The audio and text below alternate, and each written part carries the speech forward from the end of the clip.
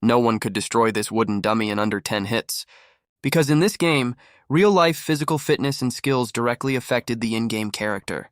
Millions of players had tried their best, and even elite national athletes had failed this challenge.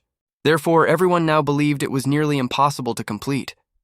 However, many players still wanted to try because success would reward them with an exclusive gaming pod worth 50 million won and 5 points to all stats. At that moment, the final challenger appeared from behind the crowd, a man known as the strongest on the planet, looking more like a monster than a human. Rumor had it that he could kill a black bear with his bare hands and do 50 consecutive reps while still feeling energetic. He gathered all his strength and threw a punch at the wooden dummy. It was knocked back but looked completely unharmed. Even the game developers hoped he would succeed, because if he failed, the players would definitely be dissatisfied and shower them with negative feedback. Unfortunately, even this giant failed to destroy the wooden dummy and could only scream in anger. Then, an unknown young man stepped forward from the crowd. He looked so ordinary that no one believed he had a chance, especially with that cheap sword bought from a store. However, he sliced the wooden dummy in half with a single strike, instantly completing the challenge. Even the developers were shocked. But then they realized something. That sword was not ordinary at all. It was large, long, and incredibly sturdy. It was an epic-grade weapon named Daylight, and it was impossible to obtain such a sword in the beginner's area. So who exactly was he, and how did he get that sword? Well, his name was Hyun-soo. He was the best blacksmith in the world. And he was the one who had forged that sword with his own hands. A month before defeating the wooden dummy, he went to the lobby of a hospital in Seoul to meet his friend Kim Ji-han, which was also where his father had lain in a coma for many years. Kim Ji-han found it ridiculous that people were still clinging to the hope of breaking a wooden dummy. He knew that sheer physical strength was not enough. Suddenly, Hyun-soo appeared. Annoyed about receiving a call during the day, Kim Ji-han explained that he couldn't meet in the evening because he was stuck with work.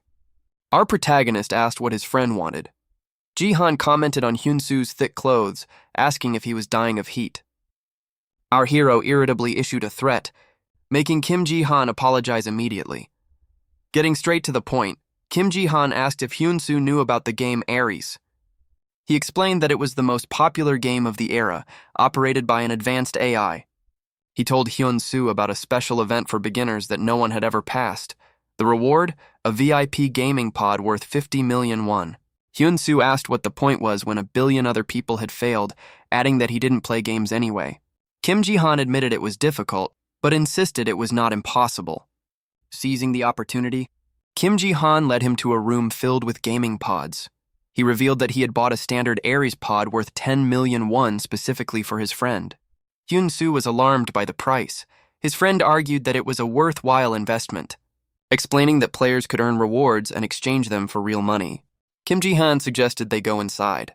Our protagonist asked where he got the money for such an expensive pod, but his friend brushed it off, urging him to think about the money that could be made. Skeptical, Hyun-soo asked if there was any guarantee of making a profit and called the idea crazy. Kim Ji-han defended his plan, insisting that our hero really had a chance. Hyun-soo demanded to know where this confidence came from.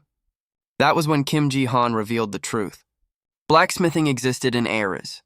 He pointed out Hyun-soo's true identity as the heir to a world-renowned master craftsman.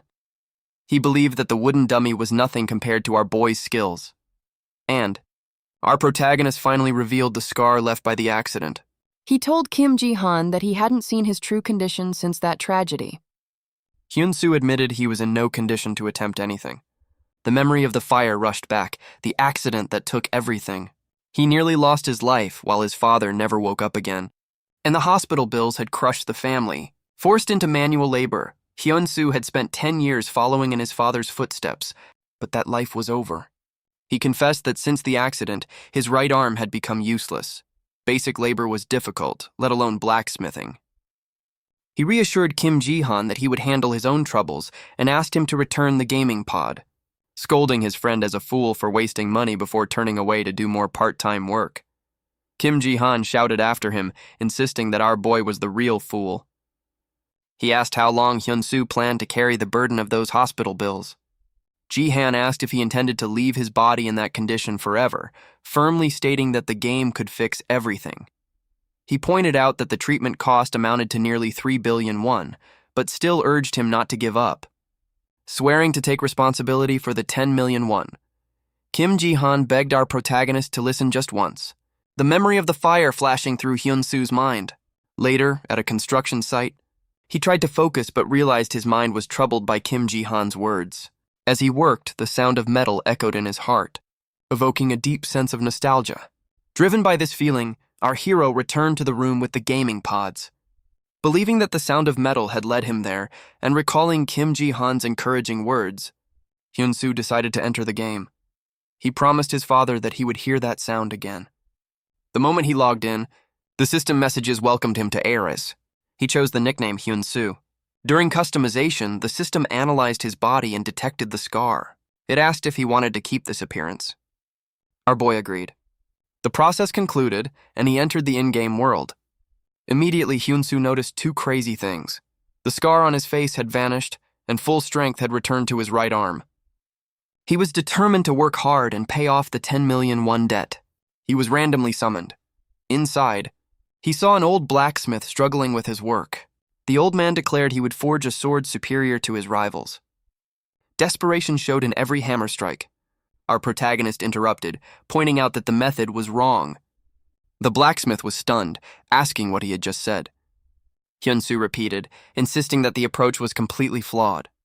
The blacksmith was dumbfounded, asking if he was losing his hearing. Our protagonist reiterated the current method had flaws. Hyun-soo admitted it was none of his business, but he couldn't just stand by and watch a craftsman fail so miserably. Thinking he had nothing to lose, the blacksmith threw him the hammer. He challenged our boy to show his talent, warning that he would be watching very closely. This suited Hyun-soo perfectly, as he was planning to borrow the forge anyway. He made a condition. If he proved his competence, he would keep the sword he forged. In return, he promised to show the old man a truly spectacular masterpiece. The blacksmith called him arrogant, but admitted he liked the kid's courage. However, he warned that he would pay a heavy price for failure. Hyun-soo agreed. 3 years had passed since he last worked. Despite his big words, our protagonist wondered if he was rusty. But the moment he struck the metal with the hammer, muscle memory awakened. Familiar sensations rushed back, and our boy's confidence surged. He felt pure happiness returning to his element. The blacksmith watched, initially considering him just a rookie. However, he soon had to admit that Hyun-soo's posture was perfect. Even so, the old man remained convinced that a beginner would inevitably hit a wall. In this world, the result was the only thing that mattered. The blacksmith thought this was just a waste of time until something crazy happened. He saw Hyun-soo use a top-tier technique to remove impurities. The blacksmith was stunned, wondering why he had never thought of that. Suspecting a trick, he used his special skill to inspect the steel block. The results shocked him. The metal had jumped from D rank to C rank in the blink of an eye. He realized this young man was a true master. Time flew, and the blacksmith fell asleep without realizing it. By dawn, Hyun-soo finally finished. A new message popped up, B rank steel. The blacksmith woke up speechless. He had never seen anyone achieve B rank without using a special game skill. But our hero wasn't done yet. In growing astonishment, the old man realized Hyun-soo was aiming even higher. When fatigue hit, the impressed blacksmith jumped in to help. Together, they completed the metal refining. They looked at the result in awe, an A-rank metal ingot capable of forging a rare-grade sword. The blacksmith explained that in all his years here, he had never seen anyone make magic-grade equipment, let alone rare-grade. Overjoyed, he told Hyun-soo that if they joined forces, they could forge a truly unique weapon. Our protagonist advised him to stay calm, emphasizing that it was too early to celebrate. They still needed to finish the hilt and polish the blade. The blacksmith laughed, admitting he had never met anyone like Hyun-soo. Our boy simply replied that he had been passionate about blacksmithing since childhood. The blacksmith suggested reforging the sword, this time with new materials. He brought out a true treasure, a large, gleaming block of mithril, a family heirloom passed down through generations. Hyun-soo asked why he was entrusting him with something so precious. The old man replied that he had learned a lot just by watching, and wanted to see what a true master could achieve. Our protagonist was eager to work with this legendary metal. Though risky, he couldn't resist it. The blacksmith asked if he could call Hyun-soo his master. Our hero immediately brushed it off, threatening to quit if he heard that title again. The blacksmith had to agree to drop it. A month later, the legendary sword Daylight was completed. It possessed extraordinary attack power and stats never before seen in the beginner's area. Meanwhile, at the management center, the developers were in a frenzy over an unusual event caused by a level 1 player. The team leader was impressed, but a colleague noted that Kim Hyun-soo had requested absolute privacy. The team leader concluded that he must have personal reasons for wanting to stay hidden like that. Back in the game, the team leader checked Hyun-soo's location. His colleague reported that our protagonist had entered the hunting training center. Inside, an instructor named Ransom greeted him with blatant contempt. He warned that real monsters would appear here, and a level 1 player had no chance of survival. He told Hyun-soo to get lost and go hunt rabbits out there. Our boy, confident in his hidden stats, refused to waste time. Ransom reluctantly agreed to let him try, telling him to go pick a practice sword. Hyun-soo refused and declared he would use his own weapon. It turned out, our protagonist had spent a whole month stuck in the beginner's area, a place most players only took 30 minutes to clear. But this grueling, grinding time was not wasted. It had brought a massive boost to his basic stats. Furthermore, he was now wielding the only epic-grade sword in this entire area. But what was the catch? Hyun-soo was still at level 1 and hadn't even chosen a class yet. Meanwhile, team leader Kim Tae-suk was sweating bullets over this bizarre case. He wondered if they should let Ares handle everything. No. A senior executive simply smiled, knowing that a legendary class invitation was already waiting for our boy. Back in the game, Ransom laughed right in his face upon hearing Hyun-soo's intention to use his self-forged sword. The instructor thought it was pathetic to bet one's future on a useless profession like a blacksmith. As the test began, Ransom emphasized that a well-trained swordsman was far more important than a few patchwork weapons. He mocked the aspiring blacksmith, dropping his affinity level with our hero. Hyun-soo was already used to this kind of trash talk. In reality, his dreams had always been tossed aside like weeds.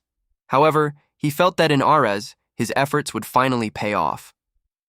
Our protagonist asked about the best swordsman ever trained here, then bluntly requested a test harder than anything they had ever faced. Ransom was infuriated by that arrogant attitude, but he also acknowledged the kid's courage. Provoked, he agreed to a special trial, explaining that only a select few were given this opportunity. He dragged Hyun-soo to another area, adding that the current record was the Stage 3 trial.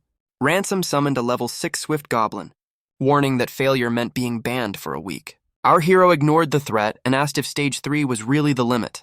He declared he would take on every trial available. Insulted, Ransom snapped, immediately summoning the test monster for the 4th and final stage. A level 15 crazed goblin. Very few had ever passed Stage 3, and no one had ever cleared Stage 4. Everything descended into chaos as the goblin turned violent, attacking frantically, but our boy dodged with incredible skill. Hyun-soo knew a blacksmith could sense the hidden power within a weapon.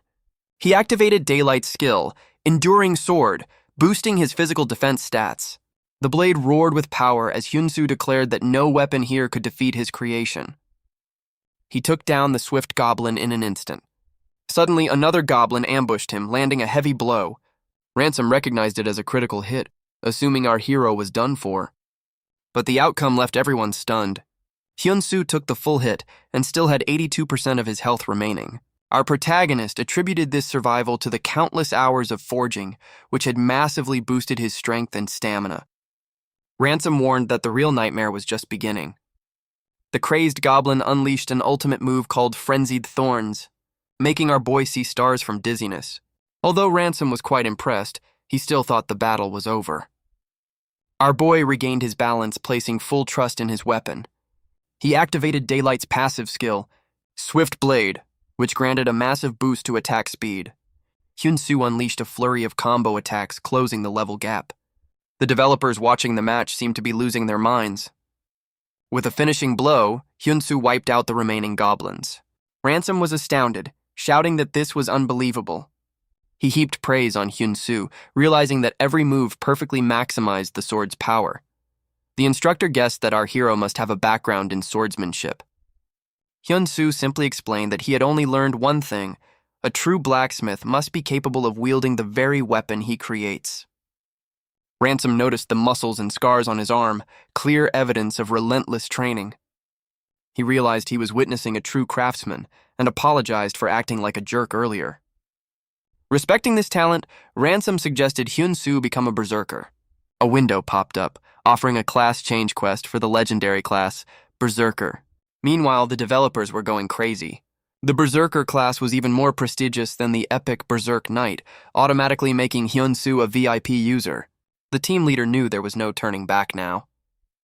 This class would turn our protagonist into the guardian of the world. In the game, Ransom urged Hyun-soo to accept, assuring him he could become the king of knights. However, our boy ruthlessly rejected it. He declared he was a blacksmith, not a knight. Everyone from Ransom to the management center fell backward in shock. Ransom laughed out loud in admiration, praising Hyun-soo's unwavering determination as truly remarkable. Our hero reflected that he had never thought he would hold a hammer again. But here, his life as a blacksmith was truly starting anew. Ransom accepted his choice. He handed over a recommendation letter for a hidden quest and gave him a piece of rusted armor once worn by a berserker. Ransom encouraged him to accomplish what others could not. Our protagonist promised to do his best. The developers agreed that Hyun-soo had overcome his biggest crisis, and his potential was absolutely insane. Now our hero stepped onto the path to becoming the god of blacksmiths. System messages flooded the screen, announcing the end of the tutorial and the start of the main quest. The game was truly about to begin, but before our protagonist could act, he was kicked out and forced to log off. Back in reality, Hyun-soo had to face a cruel and cold truth. The gas and hospital bills had drained his bank account. He knew his top priority was to keep a roof over his family's head. Kim Ji-han called to ask if he had cleared the training area. Our boy replied that he had just arrived at the village, and Kim Ji-han was incredibly excited. He urged Hyun-soo to head straight to the auction house, explaining that gold equaled cash. He admitted this money-making opportunity was the only reason he had dragged Hyun-soo into Ares. Before hanging up, Ji-han revealed a shocking truth. He had never seen anything more amazing than the swords Hyun-soo and his father used to make. He predicted that with the 99.9% synchronization of the VIP pod, the results would be truly explosive. He urged our hero to fill the world with his masterpieces. Hyun-soo felt a surge of gratitude. After the call, he decided to focus on crafting and doing quests to make a fortune. He understood that managing stamina was the key. He started exercising in the real world. He thought to himself that even if playing games was exhausting, it was nothing compared to the grueling grind of actual blacksmithing. As he ran, he silently promised his father that he would endure it all. Back in Ares, our hero dashed to the auction house. He named his store Hyun's Forge. After setting up the store tool, the system granted him access to the auction board from anywhere. He selected a prototype sword he had made in the workshop, Hyun's first sword. It was a rare grade weapon. Similar swords usually went for 70 gold. But he listed it for 100 gold and planned to explore the village while waiting. Suddenly, the auction board lit up. Players noticed a strange new item, and the bids for Hyun-soo's sword skyrocketed, quickly surpassing the 300 gold mark. This frenzy caught the attention of a member of the Golden Shield Guild. He rushed to report it to the vice captain, explaining that the creator was a level 1 player with no class, yet had forged a high-tier sword using basic materials. This weapon even had enhancement options. The vice captain was extremely impressed. Using low-quality materials usually reduced the enhancement success rate. Proving the creator had skillfully cut costs while maintaining quality, he concluded that this weapon could be useful up to level 50. Realizing the honor of discovering such a talent, he decided to buy it immediately. Meanwhile, Hyun-soo wondered if his practice item would even sell. Suddenly, a notification popped up. Hyun's first sword has been sold. Realizing it, our boy was overwhelmed by the speed. He checked the final price and saw it closed at 1,008 gold, far exceeding the initial 100 gold. Doing a quick calculation, he realized this amount was equivalent to over 1 million Korean won. Joy and disbelief flooded through him. Hyun-soo found out the buyer was the Golden Shield Guild. He received a message offering an exclusive sales contract or a position in the guild. The guild information showed they were a massive blacksmith group with 780,000 followers. Hyun-soo knew that gaining followers was much harder than leveling up, and a large follower count meant direct profit. Checking Hyun's forge, he saw he only had 82 followers. However, his inbox was flooded with invitations from other guilds. Our protagonist realized that Ares was a holy land for blacksmiths. Even if he was a nobody in real life, He had found new value in a place where a craftsman's skill was proven by clear numbers. He decided now wasn't the right time to join a guild. Instead, he headed to the Lord's castle, determined to prove his worth his own way. Inside the castle, Lord Burns was stressed out alongside his advisor, Bell. The Lord wondered if restoring an artifact was truly impossible. Bell explained that failure could mean peace would be lost forever, insisting they needed the best restoration expert on the continent. However, he added that this expert was very eccentric and refused to meet anyone. The Lord was completely devastated. He couldn't leave his territory to seek help, especially when this unique bow was the only legacy his father had left behind. But there was a twist here. Bell was actually a level 100 scammer disguised as a blacksmith. He had spent a week gaining the Lord's trust with the sole purpose of scamming him. He offered to take the bow to the capital for restoration and demanded 300 gold in return. Right at that moment, Hyun-soo kicked the door open and barged in. He declared that the bow could be restored right here. Bell realized his scam was about to be exposed and was furious. Lord Burns was skeptical. He asked if Hyun-soo could really restore the burnt bow right here in this castle without a proper forge. He ordered the guards to verify the kid's identity, and the guard confirmed that this was indeed the person sent by Instructor Ransom. Surprised by this connection, the Lord formally requested Hyun-soo to read out his stats. Standing before the Lord, our protagonist introduced himself. Name: Hyun. Level: 1. Class: unemployed. Bell went crazy. He couldn't believe a level 1 rookie would dare speak so confidently in front of the Lord. The scammer protested, loudly asserting that restoration was high-level content strictly for blacksmiths over level 80. He accused Hyun-soo of wasting their time and yelled at him to get out. Our boy calmly fired back, leaving him speechless. He explained that this weapon was not a standard recurve bow, but a horn bow, a traditional composite weapon. Both Lord Burns and Bell looked confused. Hyun-soo explained that he had learned the backstory from Guard Baker. He knew the Lord wanted to restore his late father's bow, a gift from a mysterious foreign guest. Lord Burns confirmed the bow was one of a kind, but admitted he was sick and tired of strangers making empty promises. He warned Hyun-soo to have evidence to back up his words. Our protagonist asked to verify one thing, then dropped a bombshell. Although gifted by a foreigner, this bow was actually crafted right here in this land. Hyun-soo laid out his reasoning. He had seen the painting of a water buffalo in the hall, and the horns of that animal were an extremely valuable crafting material. But the real key was the curvature of the bow. He revealed a crucial detail. It was made with whale sinew, not cow sinew. He asked for confirmation, and Lord Burns was completely stunned. Hyun-soo had hit the nail on the head. The Lord explained that the foreigner was a blacksmith, a friend of his father. He confirmed the materials were giant buffalo horn and whale sinew from the Black Swamp. Using these rare local resources, his father's friend had created the greatest bow ever seen in the Black Swamp. The Lord was incredibly impressed by Hyun-soo's keen eye, especially when Bell, a self-proclaimed level 115 master, had missed all of that. Completely convinced, Lord Burns officially requested him to restore the bow. Hyun-soo accepted the quest, the reward, a whopping 500 gold coins. Lord Burns ordered Bell to leave the room. The scammer walked out in a rage, swearing revenge on Hyun-soo for ruining his plan. The Lord asked what was needed, and our boy rattled off a list: buffalo horn, whale sinew, specific types of wood, and finishing tools. He displayed a thorough understanding of the bow's composition. He received the restoration method for the archer's horn bow, but it came with a risk. A warning popped up.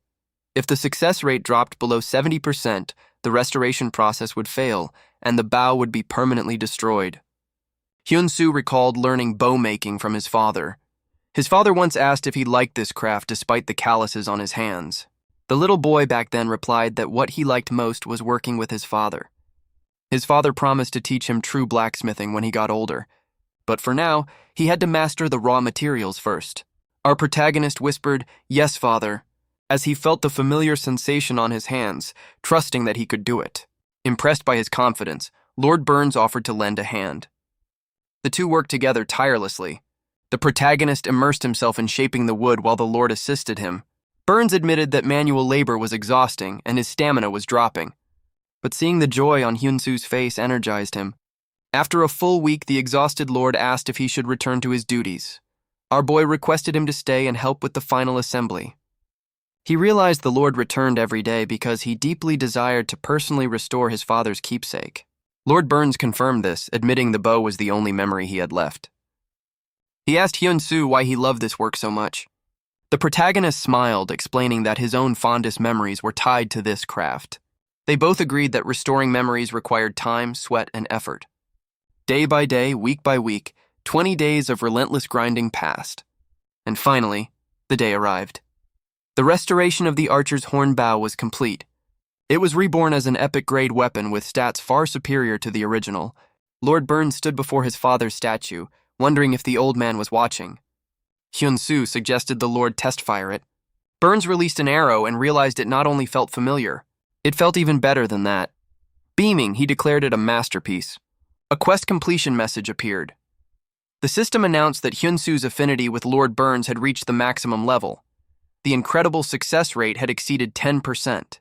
The Lord thanked our protagonist, saying he could finally be at peace. However, he felt the promised reward was just pocket change compared to what Hyun-soo had achieved. Thanks to this massive success, the quest reward was upgraded. Along with 2,000 gold coins, the Lord granted him free access to the castle's forge. Our boy was overjoyed. He started calculating. 2,000 gold was roughly 20 million won. That money was enough to cover his father's hospital bills for a long time. Filled with admiration, the Lord asked the protagonist a completely unexpected question. Have you ever thought about learning swordsmanship? Lord Burns revealed a secret from his past. Before becoming a lord, he had been a swordsman. He told Hyun-soo about the first swordsmanship, a renowned legendary martial art that had subdued countless monsters. The Lord admitted that even though Hyun-soo was born to be a blacksmith, he also saw the potential of a true swordsman in him. Given instructor Ransom's recommendation and his own observation, Burns offered to pass down the essence of his swordsmanship to him. He gave him a skill quest to learn this technique, assuring him that with Hyun-soo's perseverance, success was guaranteed. For our boy, this training was a massive, unexpected gift. Hyun-soo worked like a machine, crafting his own hornbow, restoring the rusted berserker armor, and undergoing intense training. He sparred daily with Lord Burns until he mastered the course. When it was time to leave, the protagonist told the Lord he was fully ready, wearing his newly restored armor and carrying his self-made bow. He declared his next goal, obtaining an official class. He bid farewell to Burns and reorganized his inventory. He double-checked his equipment. The berserker armor compensated for his low level with a damage reflection skill, while the new bow boasted a massive 60% increase in accuracy. To fund his journey, he crafted a few rare bows and listed them on the auction house. He checked the listing for Hyun-soo's second bow. Elsewhere, Flem, the leader of the Golden Shield Guild, monitored the auction in utter shock. He realized that not even South Korea's top 1 player Black had ever made a bow of this quality at level 10. Flem was amazed by how our protagonist crafted such an item at level 1 using trash-tier materials. He recalled the words of the world's greatest blacksmith, Smith. Ares determines everything. If the system is impressed, it will grant a suitable title. Flem speculated that the owner of Hyun's forge must possess a legendary tier title to create artifacts of this caliber. Back to Hyun-soo, our boy was stunned when he saw the final closing price of the bow, 2,050 gold coins. He realized this amounted to about 25 million won, life-changing money from just a single weapon. He also noticed his follower count had surged to 3,200. His inbox was overflowing with guild invitations. Feeling fully prepared, our protagonist set his sights on the holy land for blacksmiths, the Blacksmith Tower. He arrived before a towering structure, noting that its entrance was sealed by a magical barrier bound by chains. A system message identified this as the Sword Blacksmith Tower. To enter, he had to break the seal with a sword forged in the magic workshop. Inspecting the seal, Hyun-soo realized it was made of volcanic basalt. He found the entrance to the magic workshop and stepped inside. Within, our protagonist started figuring out the rules. Materials and tools were infinite, and crafting time was accelerated. However, swords forged here could only be used for the test. This challenge was entirely about forging a blade sharp enough to cut through stone. From the top of the tower, Master Yang muttered that everyone who came here was just a greedy fool blinded by profit. He believed the true path of the blacksmith had died out. He let anyone try, knowing full well they would never break the real seal. At best, they would only manage to chip it. When Hyun-soo decided to forge a Damascus sword, the system warned that this type was usually reserved for master blacksmiths and advised him to start with a simple iron dagger, but our hero ignored it. Hyun-soo believed he was used to pushing past his own limits. He lit the forge and began the grueling process of folding metal to create Damascus steel. As he repeatedly folded and hammered the molten metal, the rising heat drenched him in sweat. He realized Ares even faithfully simulated the scorching heat of the forge. From above, Master Jiang watched, his expression full of scorn at first. "Another fool trying to make something that even took me 3 months to master," he muttered. But then he noticed the rhythm of the hammer strikes, steady, precise, without a single wasted motion. "This kid?" Master Jiang frowned, his attention fully captured. Hours passed inside the magic workshop, and a stunning sword began to take shape. It bore the signature rippling pattern of Damascus steel, gleaming under the light. Hyun-soo plunged it into water to temper it. A loud hiss rang out, sending up billows of steam. A system message appeared, congratulating him on successfully forging an epic-grade Damascus sword. He picked up the sword, felt its perfect balance, and walked out of the magic workshop. Standing before the sealed barrier of volcanic basalt, he settled into stance, recalling his training sessions with Lord Burns. He activated Swift Blade and swung the sword with all his strength. A flash of light tore through the air. The clash of metal against stone rang out sharply. The entire barrier cracked, then shattered into 1,000 pieces. At the top of the tower, Master Jiang shot up from his chair, knocking over his teacup. The doors of the sword blacksmith tower slowly swung open. Hyun-soo stepped inside, where a massive spiral staircase led up to the floors above. The moment he entered, a world system announcement rang out. "The first player has broken the seal of the sword blacksmith tower. The age of blacksmiths has officially begun." Every player in Ares looked up at the sky, stunned by the announcement. When Han asked about his combat experience, Hyun-soo admitted he was a total novice. The mood instantly deflated. The soldiers realized that instead of gaining reinforcement, they'd been saddled with a rookie. Han ordered the young man to take shelter in the watchtower. But suddenly, a massive axe came hurtling toward Han. Our hero lunged forward, blocking the attack as if it were nothing. He demanded to join the fight. To our protagonist, this battle was the real test. Confused but agreeing, Han told him to fall in line quickly. The weight of real combat pressed down hard on the young man, but he was certain he wouldn't lose. Our hero charged into the fray, swiftly taking down a level 10 orc and instantly leveling up. A month of relentless grinding had finally paid off. Ben, a nearby soldier, watched in astonishment at the raw power of a player with no class. In the midst of fierce combat, Ben found himself in grave danger. Noticing this, our protagonist switched to his hornbow and fired. The glowing arrow struck the orc square in the chest, saving Ben's life. Another orc slipped in behind him. Our boy reacted in a flash, loosing another shot and instantly leveling up again. The soldiers were utterly stunned. A single arrow from Hyun-soo was enough to bring down even the largest of the beasts. He shouted at Ben to snap out of it, warning that the orcs were now targeting him. Ben trembled in fear. Surrounded, our protagonist immediately switched to his daylight sword and unleashed his fury skill. The result was a bloody massacre. The orcs fell like stalks of wheat. Hyun-soo's contribution rate shot up to 19%. Han realized the old master had good reason to send this kid here. With Hyun-soo on their side, Han believed they could pull off the impossible. Thrilled, he rallied his soldiers to wipe out the enemy.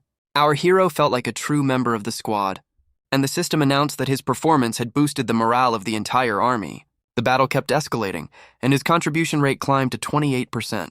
He wondered why it wasn't rising faster despite him taking down orcs so efficiently. Suddenly, a hidden quest was triggered. A boss appeared, a level 51 orc warrior. Han shouted for the whole squad to halt. He recognized their mortal enemy. Panic began to spread. Han realized they had pushed too far to retreat, but his soldiers were ready to live or die together. They declared themselves ready to fight, and Ben swore he would never back down. Han gave the order to attack. Our boy noticed the soldiers were charging in far too recklessly. He tried to provide covering fire, but was met with a bitter shock. His arrows bounced off the orc warrior's armor like rubber. Hyun-soo realized the enemy's hide was as tough as cold-forged steel. Arrows alone wouldn't do a thing. Despair gripped the squad. Someone suggested retreating, but Han insisted there was no turning back. The orc warrior charged ferociously. With one brutal slash, the beast severed one of Han's arms. The captain realized too late that victory had slipped out of reach. Our protagonist watched in horror as Han collapsed into the mud. Blood poured out, staining the battlefield red. Panic spread like wildfire at the orcs' roars. One soldier screamed that their weapons couldn't even scratch the enemy's armor, realizing his attacks were completely useless. Another was convinced they were all going to die right there. Our hero stepped forward, shouting at the whole squad that fighting like this was nothing but suicide. He ordered everyone to form a defensive line and retreat into the forest behind him, insisting he would catch up with them soon. The squad obeyed at once, hurrying to evacuate their wounded captain, Han. Ben took command of the rearguard, organizing a formation to hold the orcs off for as long as possible. He told our boy this tactic would only buy a little time. Our protagonist replied that he only needed exactly 5 minutes. Ben agreed, vowing to hold the line no matter the cost. Right after, Hyun-soo vanished into the trees. Ordinary arrows were garbage against the orc warrior's thick armor, so our hero pulled out heavy weaponry, the blacksmith god's cloning hammer. This was an epic-grade tool capable of duplicating consumable items and drastically cutting down crafting time. For the first time, victory seemed within reach. Meanwhile, the soldiers fought desperately in the forest to hold back the orcs' relentless advance. Ben refused to give up or fall back, determined to buy Hyun-soo the full 5 minutes. Just as Ben was about to be beheaded by the orc warrior, a streak of light tore through the air. It struck the beast dead instantly, saving Ben's life, leaving him utterly stunned. Suddenly, more arrows came flying out of the darkness. Each one struck its target with terrifying precision. It turned out our boy had been crafting and firing these special arrows from his hiding spot the whole time. The orc warrior roared in fury at this new tactic.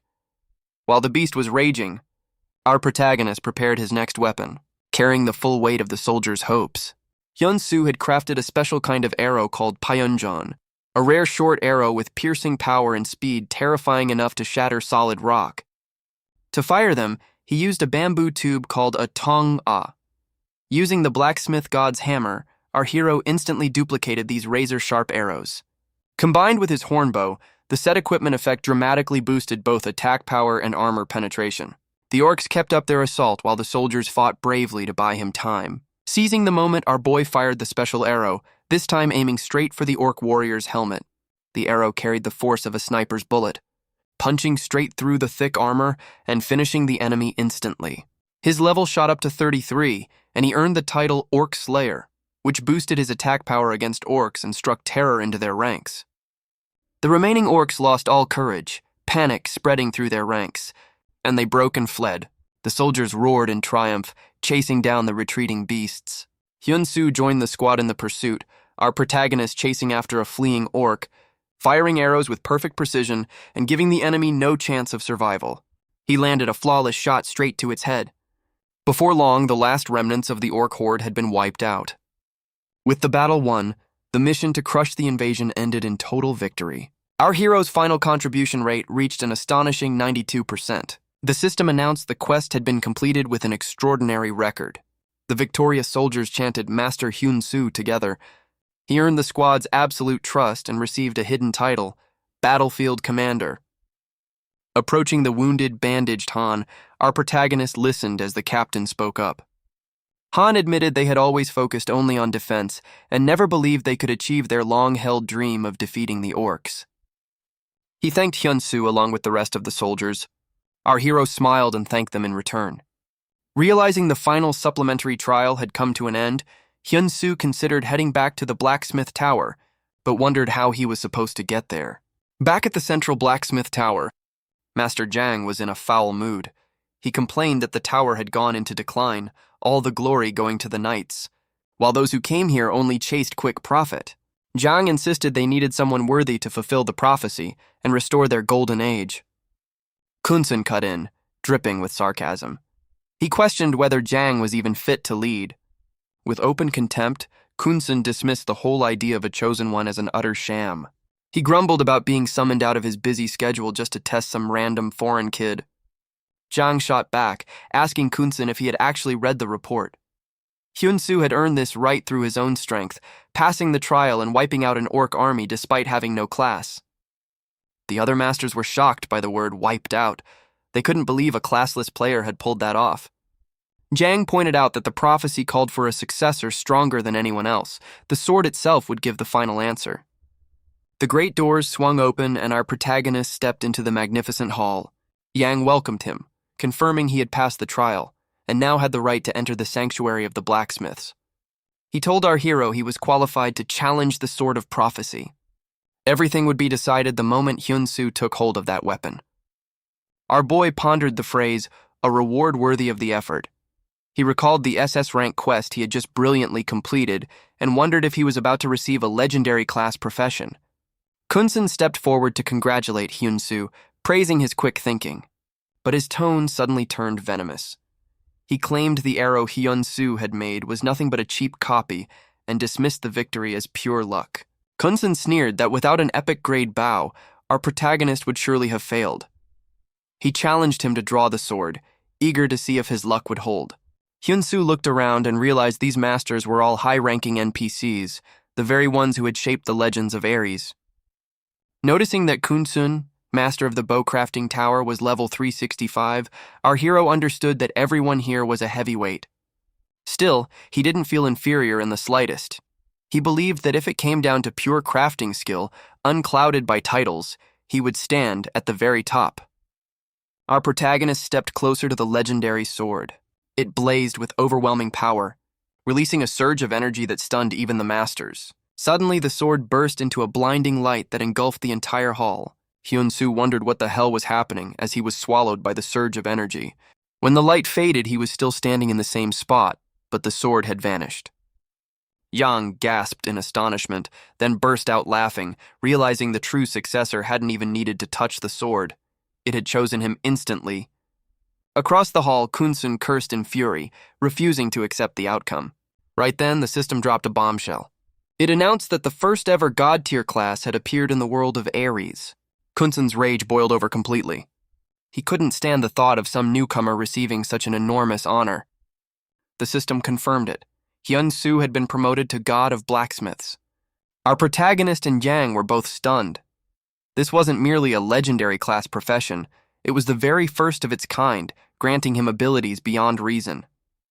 He was no longer bound by level requirements when crafting, and his experience points would rise automatically based on the items he created. The prophecy declared that as God of Blacksmiths, he would grow stronger than anyone alive. A new class quest, Trial of the Sword, appeared, set to unlock at level 100. The other tower masters murmured among themselves, forced to accept the sword's choice. Kunsun, however, flew into a rage, loudly objecting and reminding everyone of a specific clause. The successor had to earn the recognition of every tower master. If our boy won, Kunsun would recognize him. If Kunsun won, Hyun-soo would have to give up the position. Jiang tried to intervene, but Kunsun glared, daring his colleagues to object. Our protagonist decided to mock him, saying that if Kunsun wanted to run, now was the perfect time. He added that if Kunsun lost, he would become vice tower master and take his training seriously from then on. Kunsun burst out laughing, but our boy accepted the challenge with absolute confidence. At that very moment, a secret skill unlocked, a way for blacksmiths to communicate through their creations. Hyun-soo gained the ability to use custom god-tier crafting. The bitter tower master explained that a blacksmith's duel was completely different from a knight's tournament. It wasn't about physical strength, but a clash between two creations. The rules were simple. Both blacksmiths would forge a sword and strike them against each other. Whichever sword broke first would suffer defeat. Kunsun declared his forge was ready. Since Hyun-soo had his skill, one day would be more than enough. He mocked our boy, saying they'd meet again tomorrow, then stormed off. Master Jiang warned our protagonist that he had accepted the duel far too easily. The Tower Master explained that Kunsun was one of the most skilled craftsmen on the entire continent. Hyun-soo agreed. If he were still just an ordinary blacksmith, he'd surely be crushed. Normally, skills are tied to level and title, but now that our hero had ascended to a god-tier class, those limits no longer applied. The only thing that mattered now was pure skill. Thanks to his new status, he had gained a god-tier active skill, custom god-tier crafting. This skill let him create fully customized artifacts and grant them any effect he wanted. The catch? The higher the rank of the chosen effect, the harder the crafting process became. Meanwhile, in his own forge, Kunsun was lost in the past. He recalled a time when he believed he would inherit his family's traditional trade. But then, someone more talented came along, forcing him to settle for being master of the bow-crafting tower. He had accepted that to serve Master Yang, but he could not accept Master Yang honoring some outsider above everyone else. Kunsun poured his frustration into his hammer, setting off a blazing explosion. In Hyun Su's forge, Master Jiang stood watching him work. The Tower Master knew that granting abilities always followed the law of equal exchange. Normally, people prioritize durability to gain the edge in a duel, but Master Jiang was puzzled. The durability and stats of the sword Hyun Su was forging seemed to be only rare grade. Our protagonist finished the sword, its blade radiating brilliant light. Everyone gathered to witness the duel. Kunsun challenged Hyun Su to prove himself worthy. Kunsun revealed his sword first. Kunsun's Shadow Knight, a unique grade sword. Its stats were insane: 12,000 durability and 664 attack power. It even carried an ability that boosted durability by an additional 35%. Master Jiang and the other Tower Masters all praised Kunsun's craftsmanship. Kunsun boasted that his sword was a masterpiece and demanded to see what our boy had made. Hyun-Su revealed his sword, leaving them stunned, but in a way no one expected. It was only rare grade. Its durability was a pitiful 1,000, and its attack power a measly 177. A Tower Master sneered, mocking the sword as ridiculous and calling Master Yang a fool for trusting some random stranger. Kunsun declared this was the end and lunged straight at Hyun-Su. Our protagonist stood his ground unshaken. Metal clashed violently, then a sharp cracking sound rang out. Master Yang and the onlookers stared in shock, jaws dropping. Kunsun's unique blade, the Shadow Knight's own sword, had shattered into pieces. Kunsun was utterly speechless. Hyun-Su calmly explained that a sword's value isn't determined by its rank alone. The details of our hero's blade appeared, revealing its unique active ability. A sword made purely to cut down other swords. This custom effect gave it a 65% chance to sever an opponent's weapon on contact. It was a unique blade that could never be repaired, a glass cannon built for one purpose and one purpose only. Master Yang recalled his father's old prophecy of a successor who would shatter every tradition. He remembered a younger Kunsun who had once hungered to learn those very teachings. A flashback revealed our protagonist standing in the forge, explaining to Master Jiang that simply breaking swords would never be enough to convince the Tower Masters. That was why he'd chosen instead to create a sword that could truly cut through other swords. Master Yang had once doubted whether it was even possible, but Hyun-Su proved that passing on such unique properties came down to nothing more than skill and sweat. Now Master Jiang finally understood. It had been a bold, audacious choice. He realized our hero possessed the vision to turn even the wildest ideas into reality. Kunsun murmured the title under his breath, God of Blacksmiths. He wondered if he himself would ever forge a weapon like that. Hyun-Su looked at him with a calm smile and declared that the word impossible simply didn't exist. Kunsun accepted his defeat. Our protagonist told the fallen Tower Master that he now stood before the God of Blacksmiths. A system window announced that the Quest Blacksmith's duel had been completed. The Tower Masters granted Hyun-Su a generous reward, a chest holding 500 gold. Alongside the gold, they presented him with a scroll containing the crafting formula for the legendary bow, one of the tower's 7 treasures. Kunsun admitted the formula was beyond his own skill. He believed entrusting it to someone walking the path toward true greatness was the only right choice. Master Jiang addressed our protagonist with booming pride, declaring that the God of Blacksmiths would usher in a new age of prosperity. He urged our boy to aim for the absolute summit. A god's true growth, he said, begins right here. The scene shifted back to the real world. Hyun-Su was celebrating with Kim Ji-han, his wealthy friend who still couldn't believe he was drinking beer on Hyun-Su's dime. Ji-han congratulated him on reaching a divine rank class, calling the whole thing utterly insane. Ji-han admitted he'd introduced him to the game just so his talent wouldn't go to waste, but he never imagined Hyun-Su would climb this high. He pointed out that after everything our protagonist had suffered through, he was finally seeing light at the end of the tunnel. Kim Ji-han asked the question that mattered most. What actually changes once you reach a divine rank class? Our boy laughed and admitted that, honestly, nothing much felt different yet. His immediate concern was the hospital bill, a ticking time bomb due the very next day. Worse still, the treatment costs had just climbed another 10 million won. Jihan shared fresh news about the medication for his father. The bad news was that it wasn't covered by insurance, so it would cost at least 20 million won. He reminded Hyun-soo that treating his own burns wasn't free either. Jihan doused him with a cold splash of reality. A divine rank class alone wasn't enough to cover the bills. There was still a physical limit to how many artifacts our hero could craft. He explained that Hyun-soo needed to level up and build a massive reputation. Kim Ji-han laid out a plan. Rub shoulders with the big names and heirs. That way, he'd land far more valuable rewards along with rare items. Our hero took the advice to heart. Ji-han then declared he had a plan of his own, claiming that his in-game big brother would lend a hand. Our boy just laughed and told him to worry about keeping his real-world job instead. Ji-han showed him the latest news. First, the internet was buzzing about a player named Lord. Always stuck at rank 2, Lord had finally reached the legendary class. But the most shocking part? Lord had actually defeated Sword King Bharat, an NPC no one had ever managed to bring down. Players everywhere were losing their minds. Meanwhile, our protagonist was crushed under the weight of hospital bills, a staggering 30 million won every month. He realized that even adding up his quest rewards and auction profits, it still wasn't enough. Hyun-soo was determined not to let his father's treatment be interrupted. Just then, wouldn't you know it, he got a notification. One of his swords had sold for 53,310 gold coins. Who was the buyer? Lord. Our boy rushed straight to the hospital's front desk and paid off every last cent. With that weight off his shoulders, Hyun-soo decided he couldn't quit Ares after all. Back in the game, he received a private message from Lord. The top-ranked player explained that thanks to Hyun-soo's sword, he'd finally passed Sword King Bharat's trial. Lord added that anyone who understood its true value would know the price had been an absolute steal. The message revealed a secret.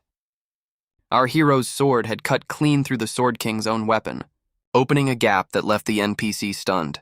Lord brought him a massive opportunity. King Bharat was waiting and wanted him to forge a sword. Our protagonist froze. He realized this was the golden ticket that could solve every one of his problems. Determined to seize the chance, he resolved to meet Bharat no matter what it took.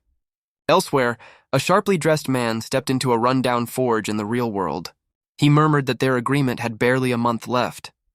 Back with Hyun-soo, he called up Kim Ji-han, who was floored by his plan to march straight up to Sword King Bharat. Ji-han laughed right in his face.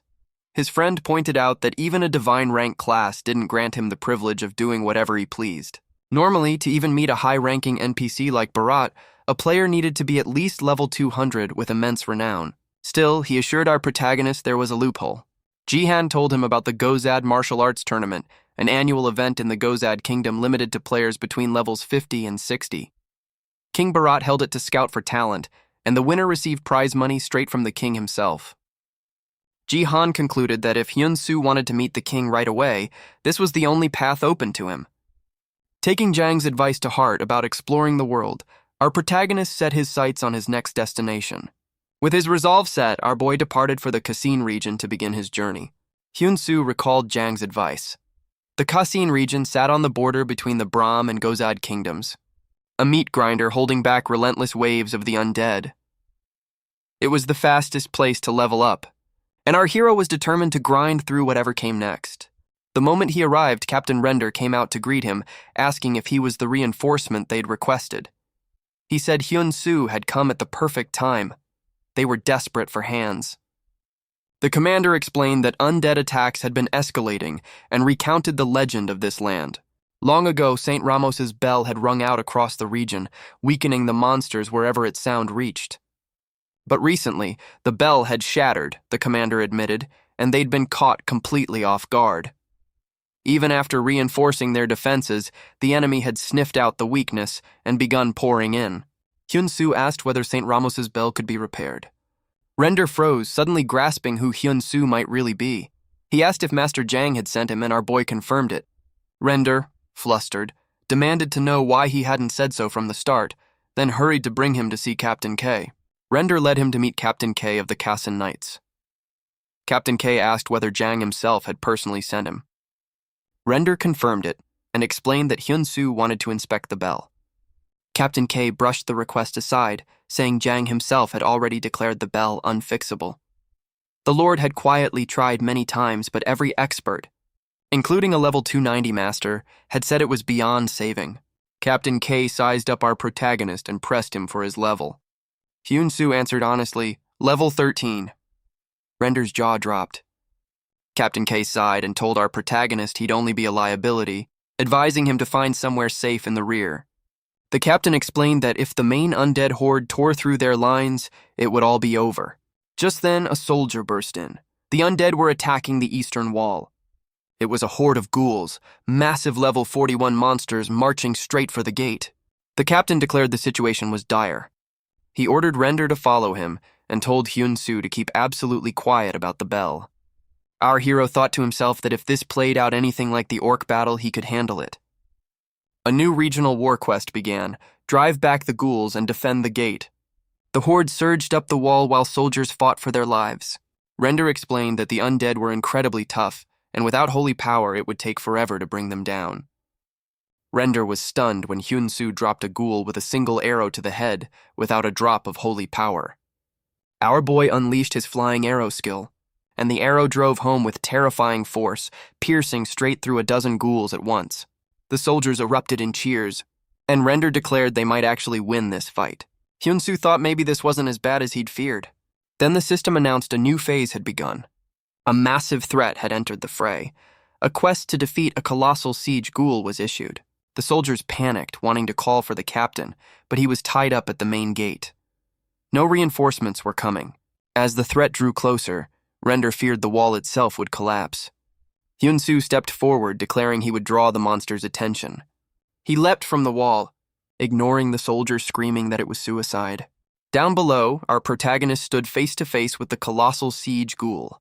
He deftly dodged its clumsy swings, successfully pulling its focus onto himself. Our protagonist believed that if he could bring the beast down, the defensive line would hold. He decided to lure it away from the wall. The ghoul charged with terrifying force, and our boy was stunned by its unexpected speed. He switched to his bow and loosed a flying arrow. The arrow struck the ghoul square in the head, only to bounce off like a toy. 0 damage. It left Hyun-soo frozen in shock. The level gap was simply too great. The ghoul struck back with a devastating blow, and our protagonist's HP plummeted below 10% in an instant. A system warning told him that if his HP hit 0, he'd be forcibly logged out. Our boy refused to let it end like this. Our hero collapsed to the ground. The forced logout mechanic might sound absurd, but the price of failure was all too real. Hyun-soo knew that if he failed here, he'd miss the Gozad martial arts tournament, his father's hospital bills, his own treatment costs, and reclaiming his path as a blacksmith. All of it would go up in smoke. Knowing this was his one and only chance to change his fate, our protagonist poured everything he had left into one final effort. He fired another arrow at the massive ghoul, drawing a pained roar from the beast. But the creature struck back with an ear-splitting sonic wave, dropping his HP below 3%. Despite the agony, our boy readied himself to fire once more. Then, horrifyingly, a sharp snap rang out. His bowstring had broken. The ghoul seized the opening and unleashed a devastating blow. Hyun-soo stood frozen with exactly 1 HP remaining. Standing on the very edge of death, our protagonist still refused to give up. His sheer, unyielding will triggered a system notification, announcing that a rare condition had been met. His fierce spirit had pleased the god of blacksmiths, unlocking a new skill: emergency divine crafting. The rules were brutal. He had to forge a weapon in under 20 seconds, and it would exist for only 30 seconds before vanishing. Realizing this was his only chance, he threw himself into the work at once. A 19-second countdown began, and he snatched up materials, forging at the speed of light. The instant the clock hit 0, our boy completed a brand new sword and charged straight at the monster. With a fierce battle cry, Hyun-soo surged forward, unleashing the sword skill, Death's Scythe. He froze the monster in place for an instant, before delivering the perfect finishing blow, driving the blade straight through the beast. The colossal ghoul was finished, collapsing in utter defeat, and our hero too was completely spent. A system notification declared he'd taken down the boss, awarding him a massive amount of experience that rocketed him up to level 38. Hyun-soo let out a sigh of relief. He now qualified for the tournament. He passed out from exhaustion just as Render and the soldiers rushed to his side. Later, Hyun-soo woke up wrapped in bandages, lying in a bed. He found himself surrounded by soldiers chanting his name, calling him a true hero.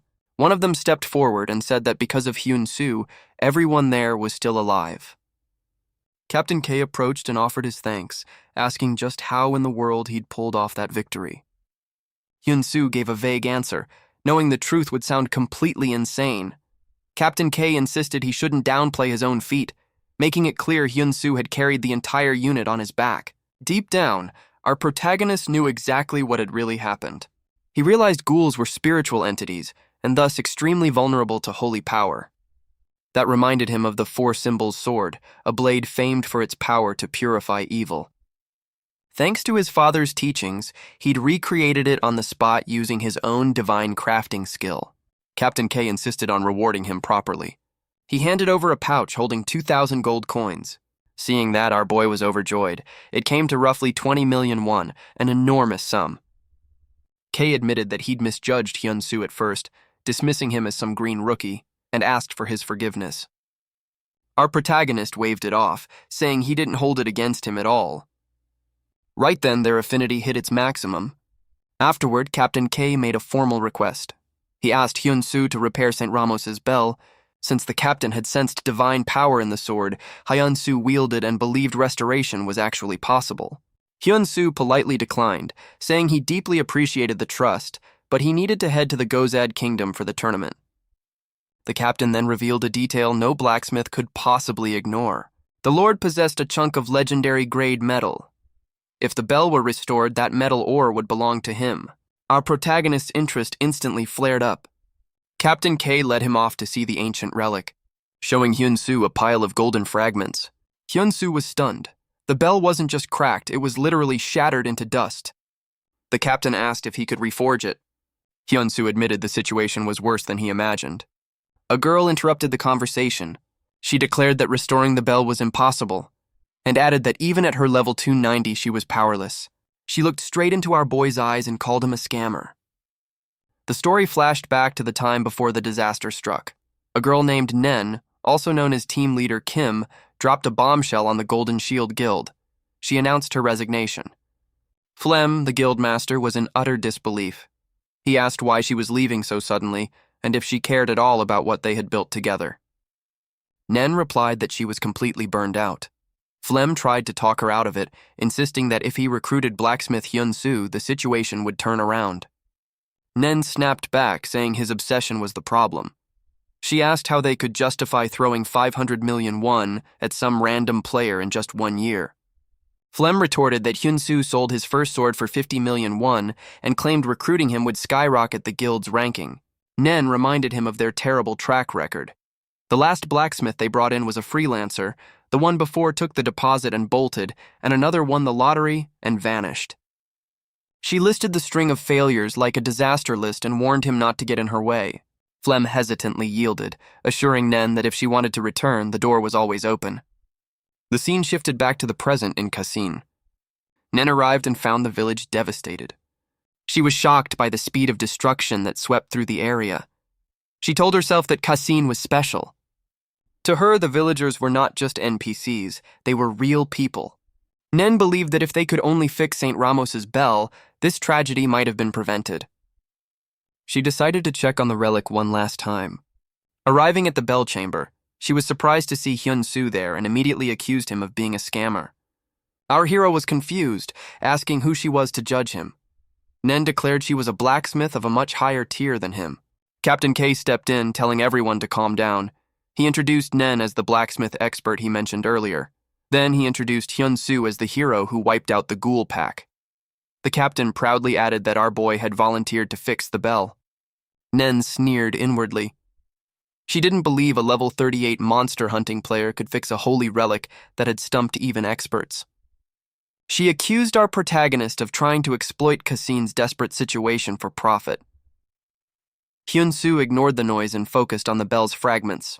A system notification popped up, confirming that although St. Ramos's bell retained its divine power, it was completely destroyed. Normal restoration was impossible. Our protagonist concluded that restoration using standard methods was impossible. Suddenly, he picked up his hammer and smashed one of the fragments. Nen screamed, begging him not to destroy it further. Hyun-soo remained calm, asserting that restoration was definitely possible. The high-level blacksmith was furious, asking if he understood what impossible to repair meant. Just then, a soldier rushed into the room, reporting that the undead army was swarming in overwhelming numbers. Everyone froze in terror. A system window popped up. At first, our protagonist thought it was a quest, but he soon realized it was an update notification. The message announced that the Cassine area update had begun. Once complete, this region would permanently turn into a land of the undead. Nen was in despair, feeling like everything was over. However, our boy said otherwise. He insisted that if they could reforge the bell before the update was completed, they could prevent this transformation. Nen insisted it was impossible, but our protagonist adamantly believed it could be done. He turned to Nen, challenging her directly. Wasn't she the one who wanted to protect Cassine more than anyone else? Nen admitted Hyun-soo was right, but she didn't know how to pull off such a miracle. Our hero told her to follow his lead as he gathered the shattered fragments of St. Ramos's bell into his inventory. He declared with fierce conviction that they would protect Cassine together. Captain K told Hyun-soo he was counting on him. He also promised to hold off the monsters for as long as possible. The scene shifted to the forge. Nen asked Hyun-soo what the plan was. Our protagonist presented his theory. When he smashed the first fragment, the divine power remained. This proved the energy lay within the material itself. He intended to melt it down and forge a completely new bell, believing the divine power would return stronger than ever. Nen remarked that she had never seen a method like this. Hyun-soo replied that repairing an item was not just about skills. It was also about understanding the soul of the item. As the melting process began, Nen was surprised. She wondered if he really planned to do all this heavy lifting by hand. Our boy turned to her and asked why she was just standing there. He admitted he couldn't do this without her help. Meanwhile, in the real world at the game developer's office, an employee was monitoring the Cassine area update countdown. With less than an hour left, lead developer Kim Tae-suk tensely watched the screen. A colleague scoffed that one person couldn't turn the tide, but their female teammate pointed out that Nen, a top-tier player, was helping him. When the fateful moment arrived, the battle raged fiercely. Captain K shouted orders for his men to hold the line. Exhausted soldiers fell one by one. A giant monster broke through the defense line, but K intervened and took it down. He rushed to his wounded comrades, urging them to hold on. Amidst the chaos, a crack appeared on Captain K's sword. He despaired as a monster lunged at him, believing this was the end. Suddenly, the ringing of a bell echoed across the battlefield. The undead froze in place. They clutched their heads, screeching in agony, before bursting into brilliant flames. The resonance of the mysterious bell spread throughout the entire area. Captain K shouted in celebration that St. Ramos's bell had been restored. Back at the developer's office, an employee did a spit take with his drink. They hadn't slept a wink since the update countdown began a week ago. A flashback revealed the madness that started 5 days ago. Hyun-soo went straight to the forge in Cassine, gathering the villagers. He told everyone they had to melt everything down to release the divine power. While Hyun-soo drafted the blueprints, he tasked Nen with managing the chaos, organizing the workforce and supplies for the battlefield.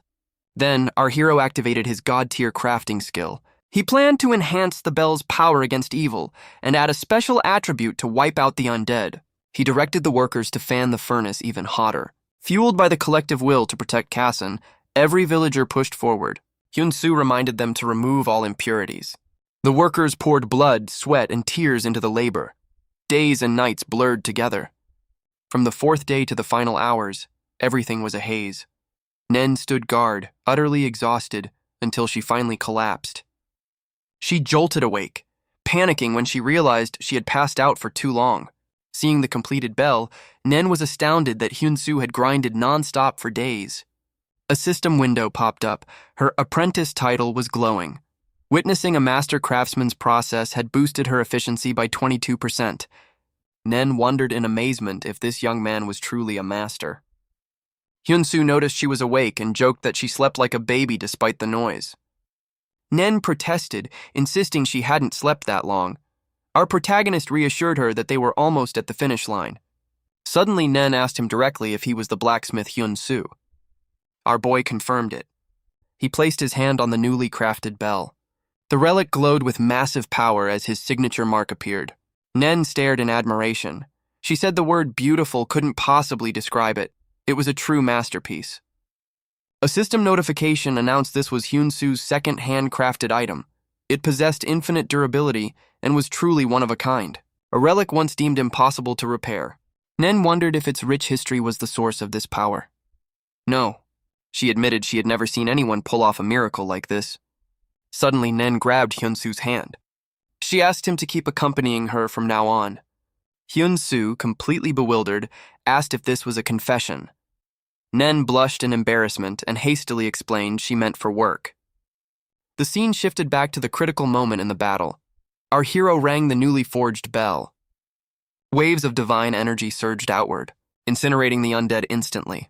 A miracle occurred. A system message confirmed that Hyun-soo had crafted a new bell and eliminated the undead threat. He successfully prevented the update and created a new storyline. Our boy shouted in triumphant joy. They did it. He thanked the heavens for making it just in time.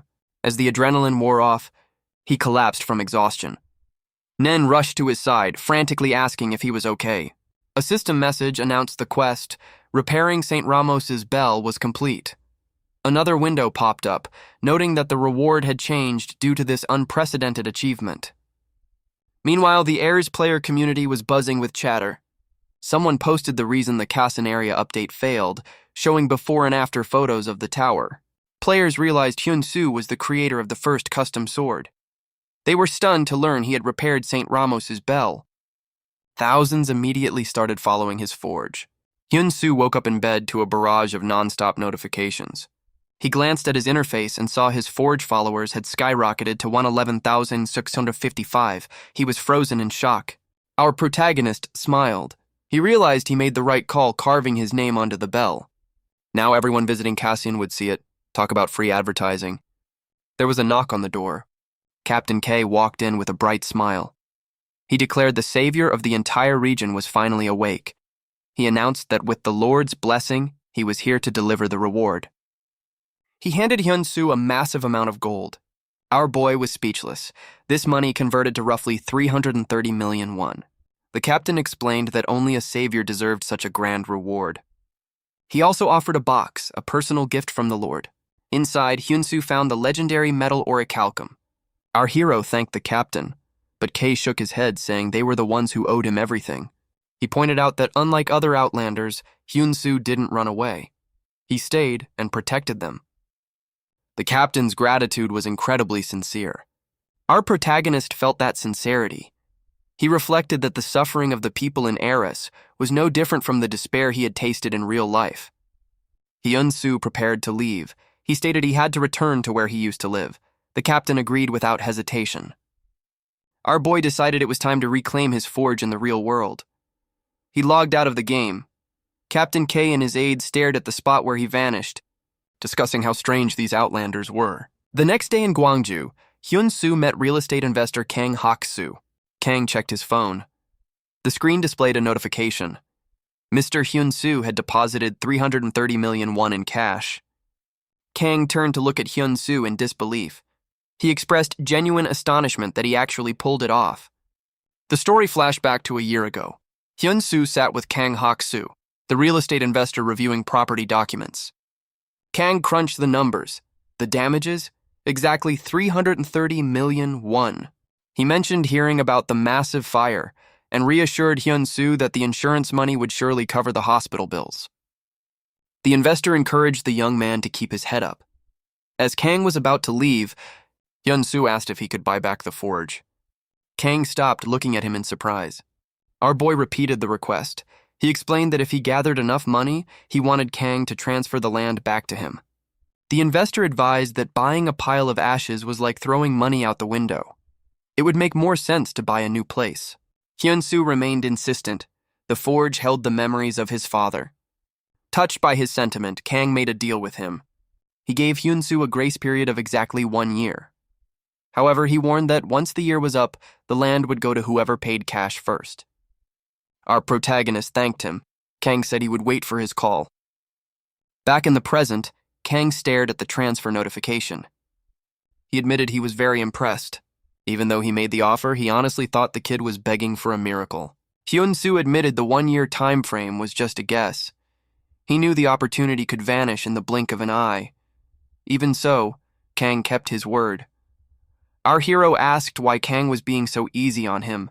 The investor replied that Hyun-soo was the first person ever to demand to buy back a property right after losing it. Kang simply wanted to support that spirit. Hyun-soo once again expressed his gratitude. Thanks to this man, he didn't lose his father's legacy. He felt he had to repay him somehow. Hyun-soo asked Kang if he knew the game Ares. Kang laughed. Everyone was talking about it. Our boy revealed that he was actually a blacksmith in Ares. Kang remarked it was the perfect job for him.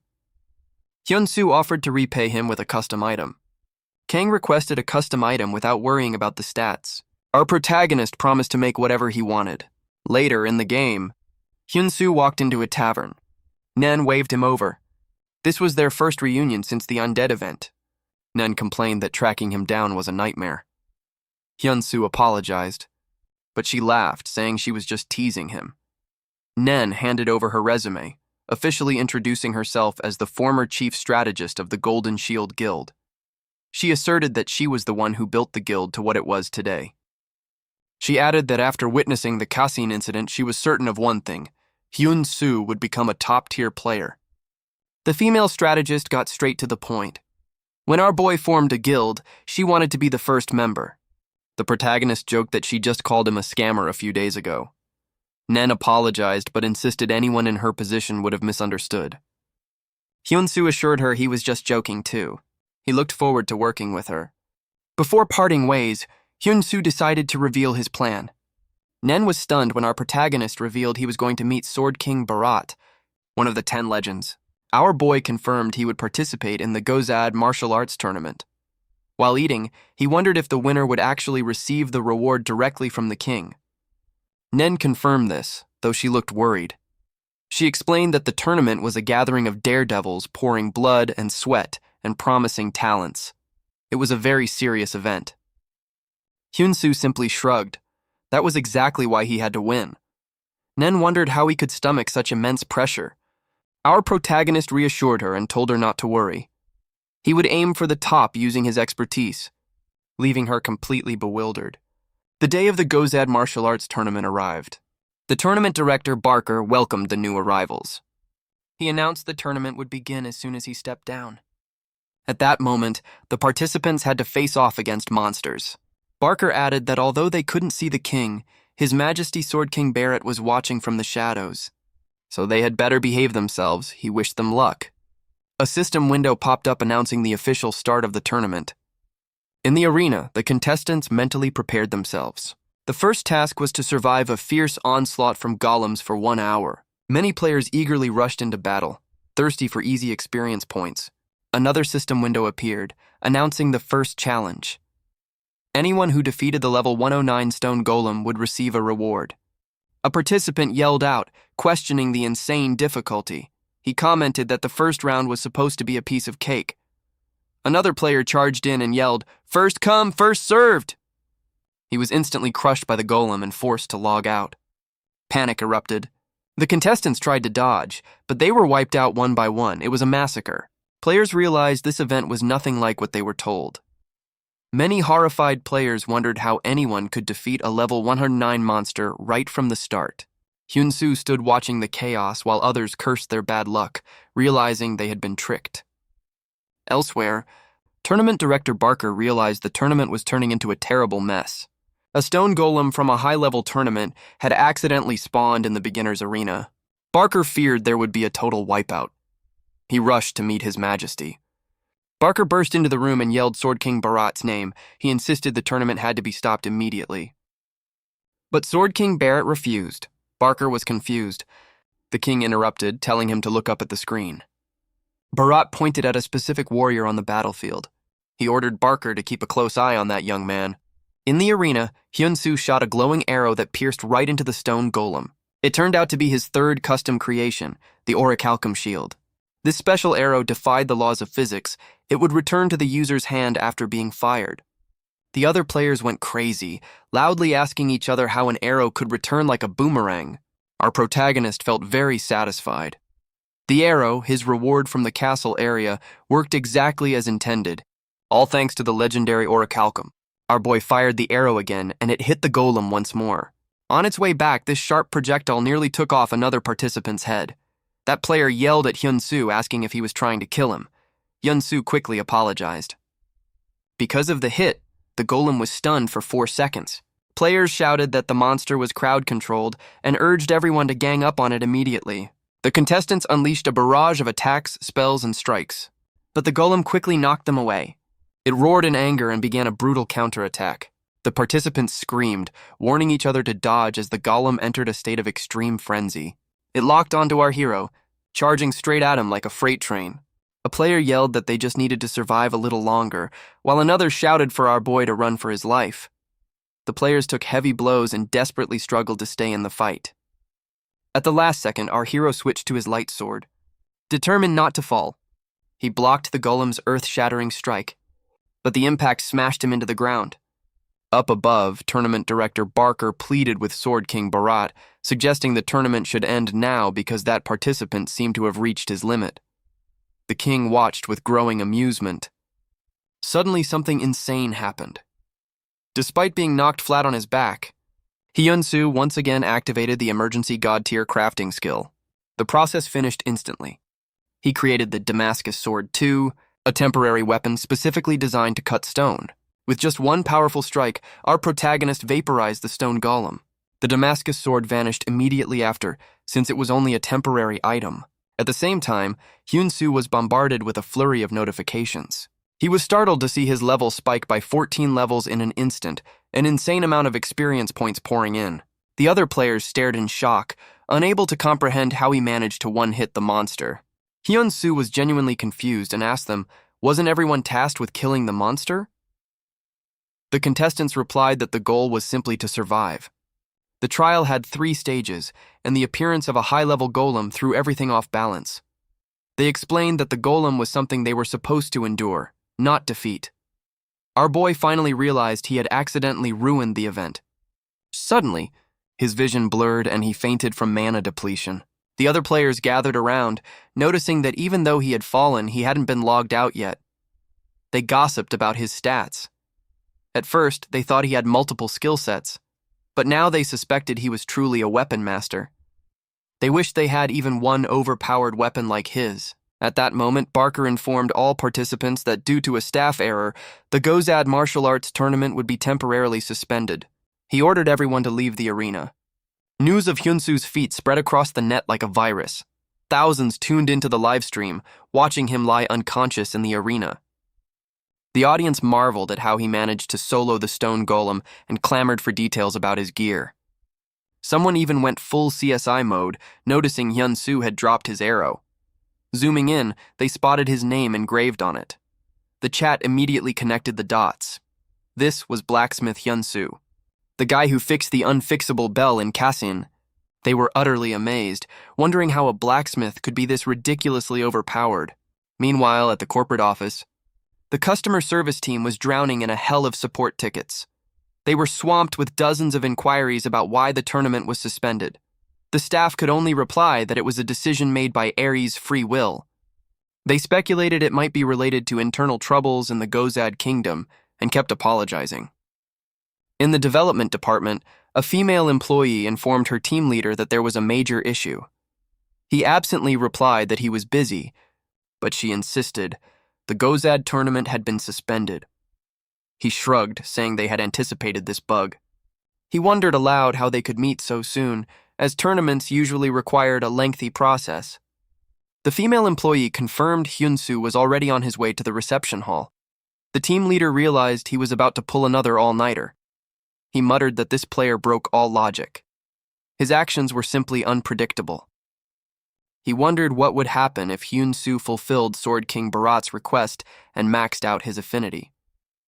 He concluded that in that case, Hyun-soo might get his hands on the Sword King's secret manual and become the strongest blacksmith ever. The team leader noted this wouldn't be easy because the decision relied on Bharat's AI. but his colleague had a hunch our protagonist would succeed. This panicked the team leader, who told her not to jinx it. The next day in the game, Hyun-soo was escorted to the throne room. He thought having an audience with Sword King Bharat this early was quite unexpected. However, Hyun-soo knelt before the king, who addressed him as a stranger. Sword King Bharat explained that normally the reward would be presented before a crowd. However, due to the incident, he hoped for his understanding and discretion. He added that by tomorrow, everyone would recognize Hyun-soo's outstanding performance as a weapon master. But Hyun-soo suddenly stood up, interrupting the king. Our hero bluntly told Bharat that he heard the king was looking for him. The royal guards immediately flew into a rage. They were infuriated by his audacity, insisting that this insolent attitude was unforgivable regardless of his achievements. They demanded to know how he dared to interrupt His Majesty. Hyun-soo calmly replied, declaring himself as Blacksmith Hyun-soo. The guards' anger boiled over, and they prepared to throw him out. However, Sword King Bharat raised his hand, ordering them to stand down. The king confirmed Hyun-soo was exactly the guest he had been expecting. As Hyun-soo stood before His Majesty, Sword King Bharat, the king, one of the 10 legends of Ares, said he was late. Our protagonist replied that the trip was a real nightmare. Bharat asked if he knew why he was summoned, and our boy guessed it was to commission a sword. The king confirmed it. Sword King Bharat revealed that the best blacksmiths in the kingdom, including Tower Master Jang, had all failed this task. For that reason, he asked why Hyun-soo deserved to be trusted. Under immense pressure, our hero replied that he had only one thing to offer. He had come this far entirely on the basis of his own skills. Bharat laughed heartily, impressed by the stranger's grit. The king decided to bet on Hyun-soo's confidence. He ordered his men to bring out the item. A glowing chest was placed before him. Inside was the 100-year cold iron, a rare ore that had absorbed bone-chilling cold for a century. It was not only fire-resistant, but also possessed unique ice attributes. Hyun-soo stared at the block of metal. It looked like a treasure straight out of a martial arts novel. Sword King Bharat laid out his conditions. He wanted a sword that radiated cold, of epic grade or higher. The king promised that if the sword pleased him, he would grant Hyun-soo any wish.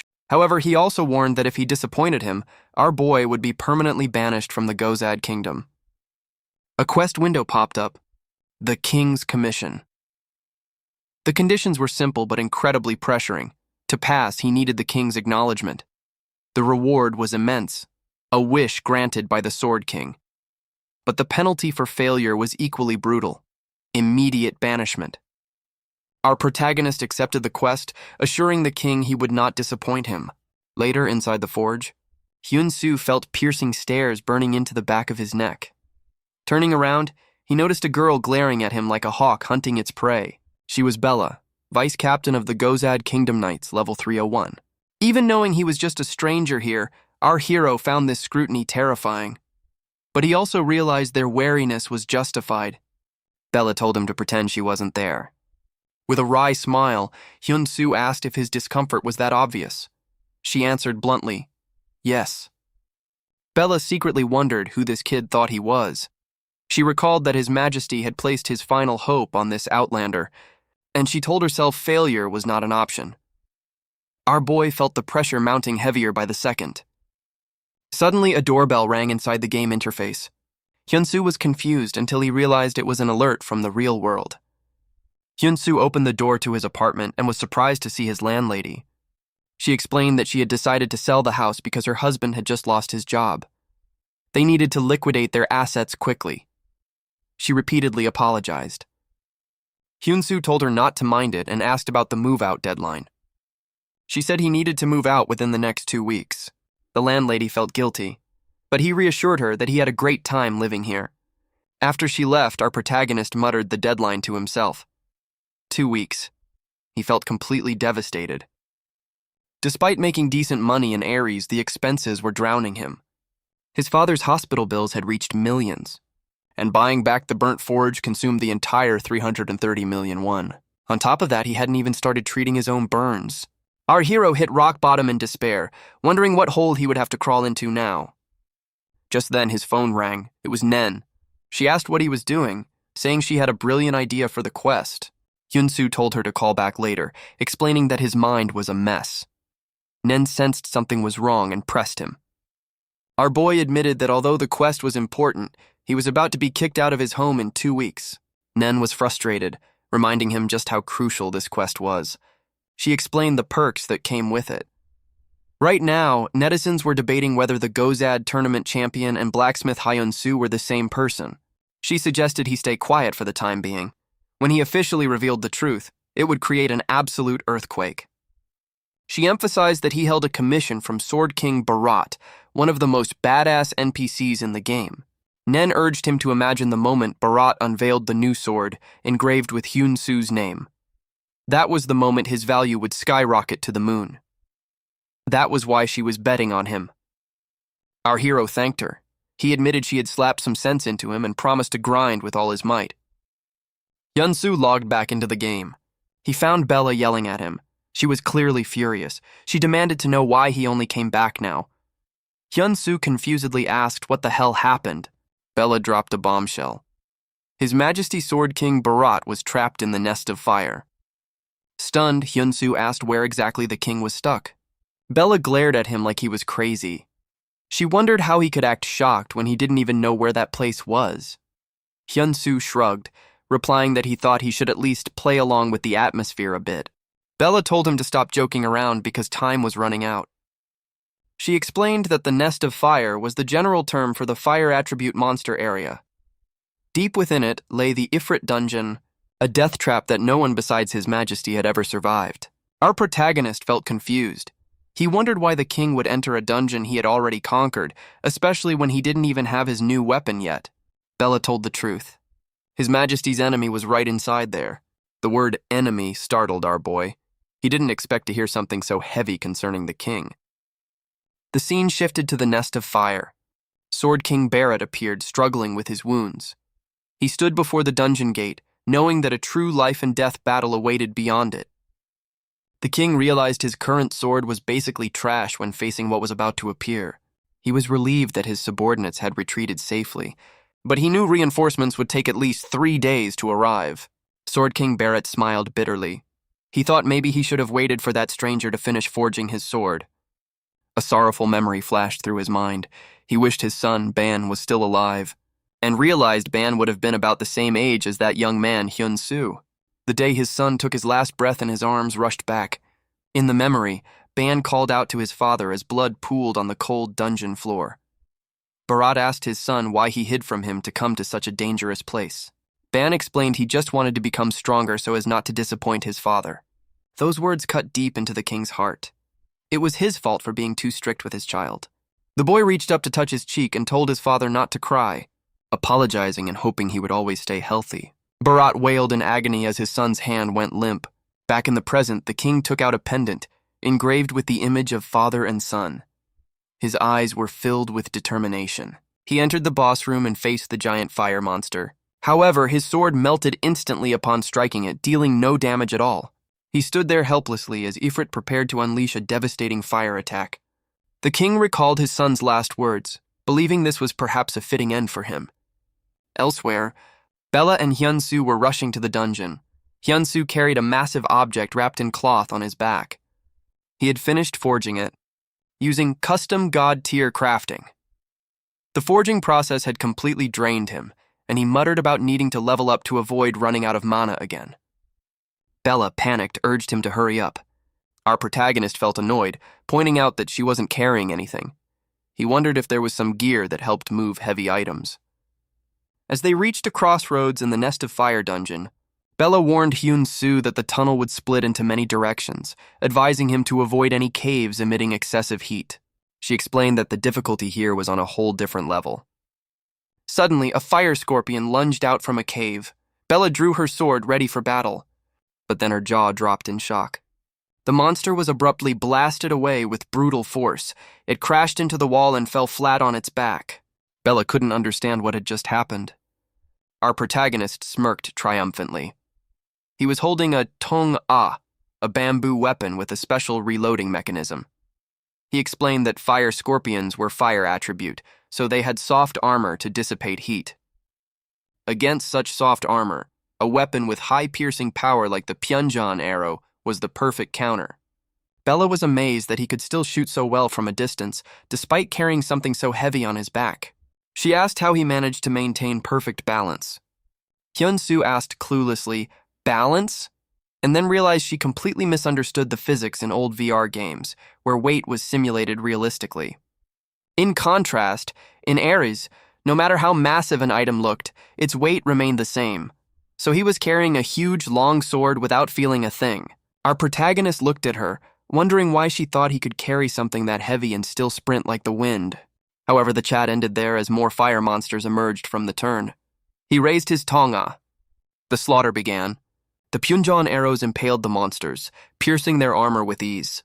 His precise attacks allowed Hyun-soo to wipe them out cleanly, and he continuously gained massive experience, his level skyrocketing. Bella was amazed by the insane amount of damage our protagonist dealt. She realized His Majesty had not misjudged him. Once they cleared the dungeon, a system notification popped up, congratulating Hyun-soo for surviving the nest of fire, rewarding him with massive experience and gold. He leveled up again, pleased that his mana bar was fully restored. He looked around. They had reached the boss room and stood before the massive door. Hyun-soo asked if this was where Ifrit was. Bella nodded. She warned him not to enter, reiterating that his only job was to deliver the sword. She would take it inside herself. Bella tried to lift the sword but couldn't. She exerted all her strength, but the sword was unimaginably heavy. She was stunned, wondering how a low-level player like him could carry it so easily. She thought to herself that this was impossible. Hyun-soo chuckled and told her not to push it, saying she might get a herniated disc. He explained that to equip it, a player needed to meet a certain condition. He lifted the sword with one hand, effortlessly, and stepped toward the door. As he pushed the boss room door open, the scene inside was disastrous. Sword King Bharat was slumped on the ground, his weapon shattered. Ifrit swung a giant flaming fist down at the king. He closed his eyes, waiting for death. But that fatal blow never reached him. Suddenly, a colossal ice sword appeared and blocked the attack. Hyun-soo and Bella arrived just in time. Bella urged the king to use the new sword. Gripping the weapon, Sword King Bharat saw a system window pop up, displaying the details of the legendary grade sword custom made for Sword King Bharat. Its stats were so absurd they broke all rules. 343% resistance to fire attributes, 194% increase in ice attribute attack power, and massive bonus damage against fire-type monsters. It also possessed a super overpowered active skill called Ice Fire.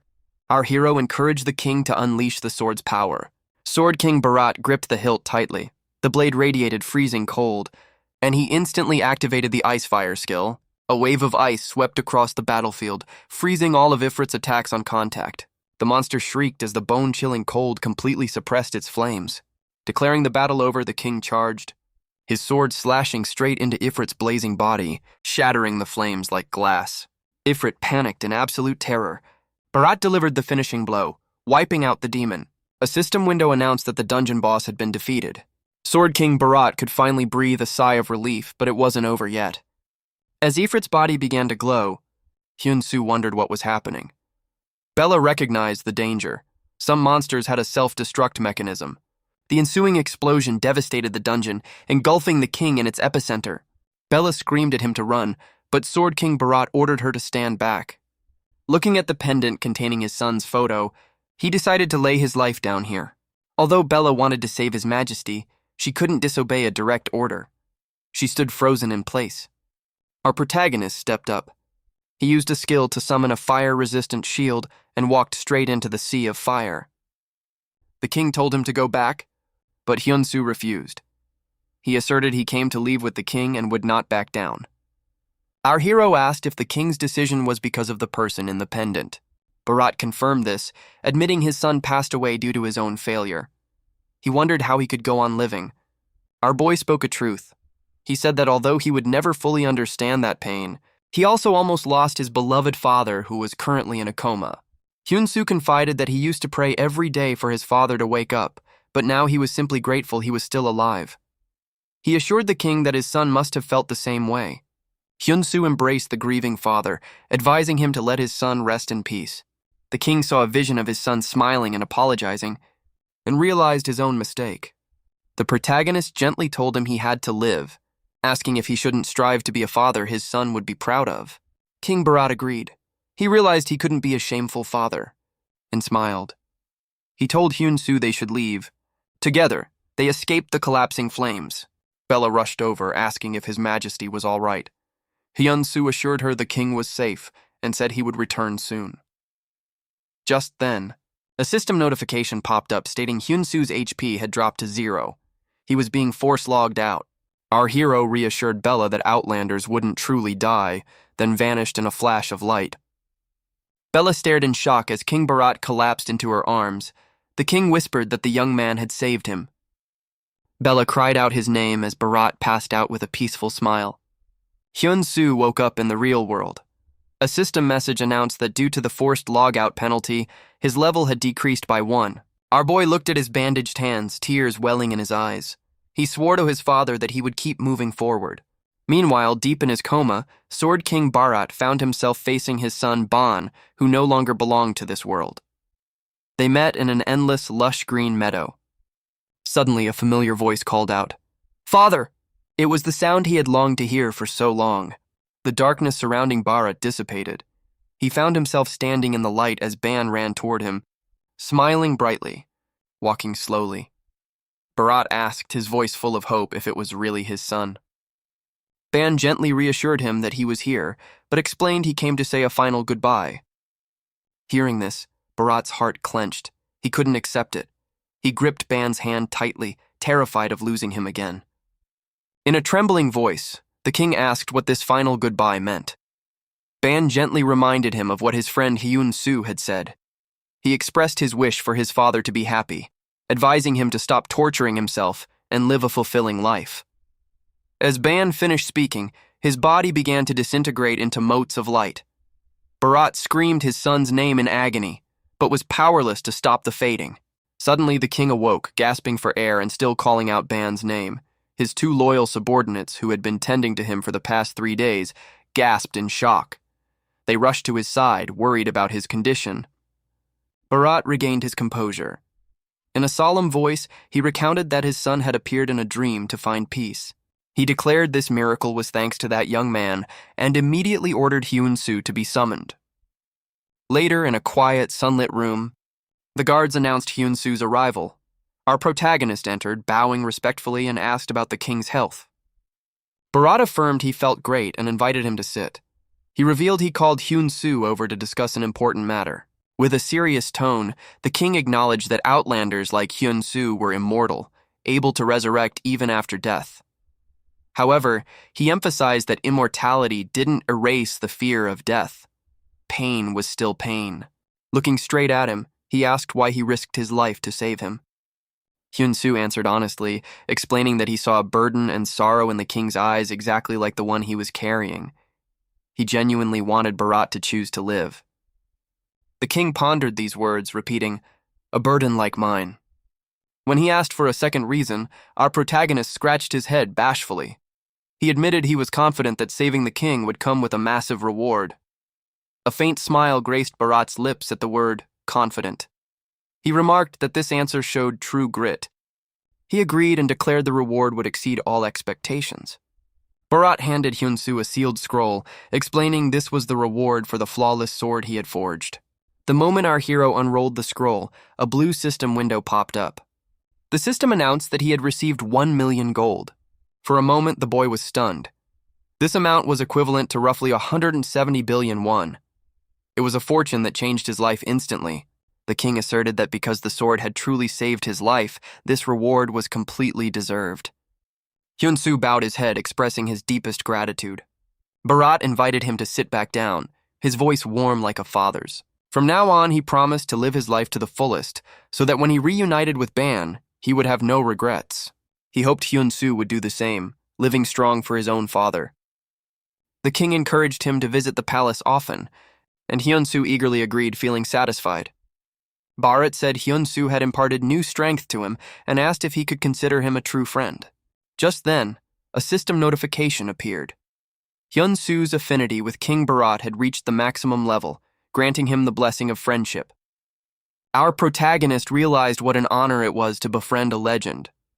Gripping the king's hand, he expressed how much this fellowship meant to him. To mark their friendship, Bharat dropped a bombshell.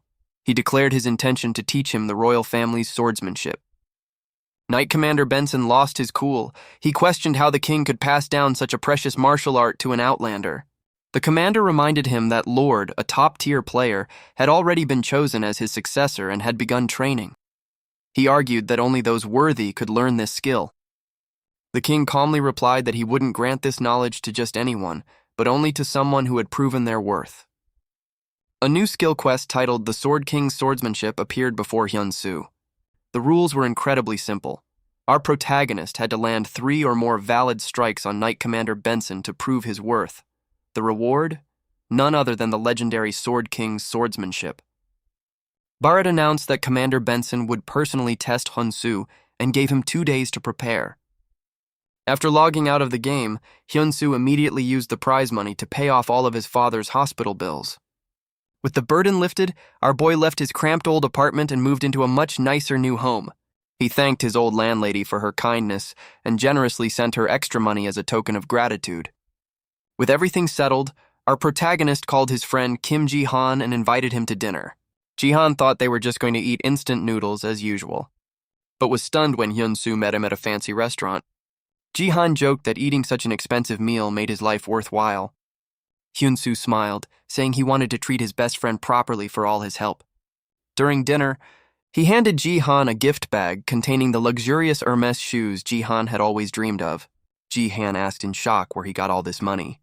Our boy said it was just a small gift, also informing him that he had already transferred the money for the gaming capsule back to Ji-han's account. Overjoyed, Ji-han hugged the shoebox tightly and thanked his friend profusely.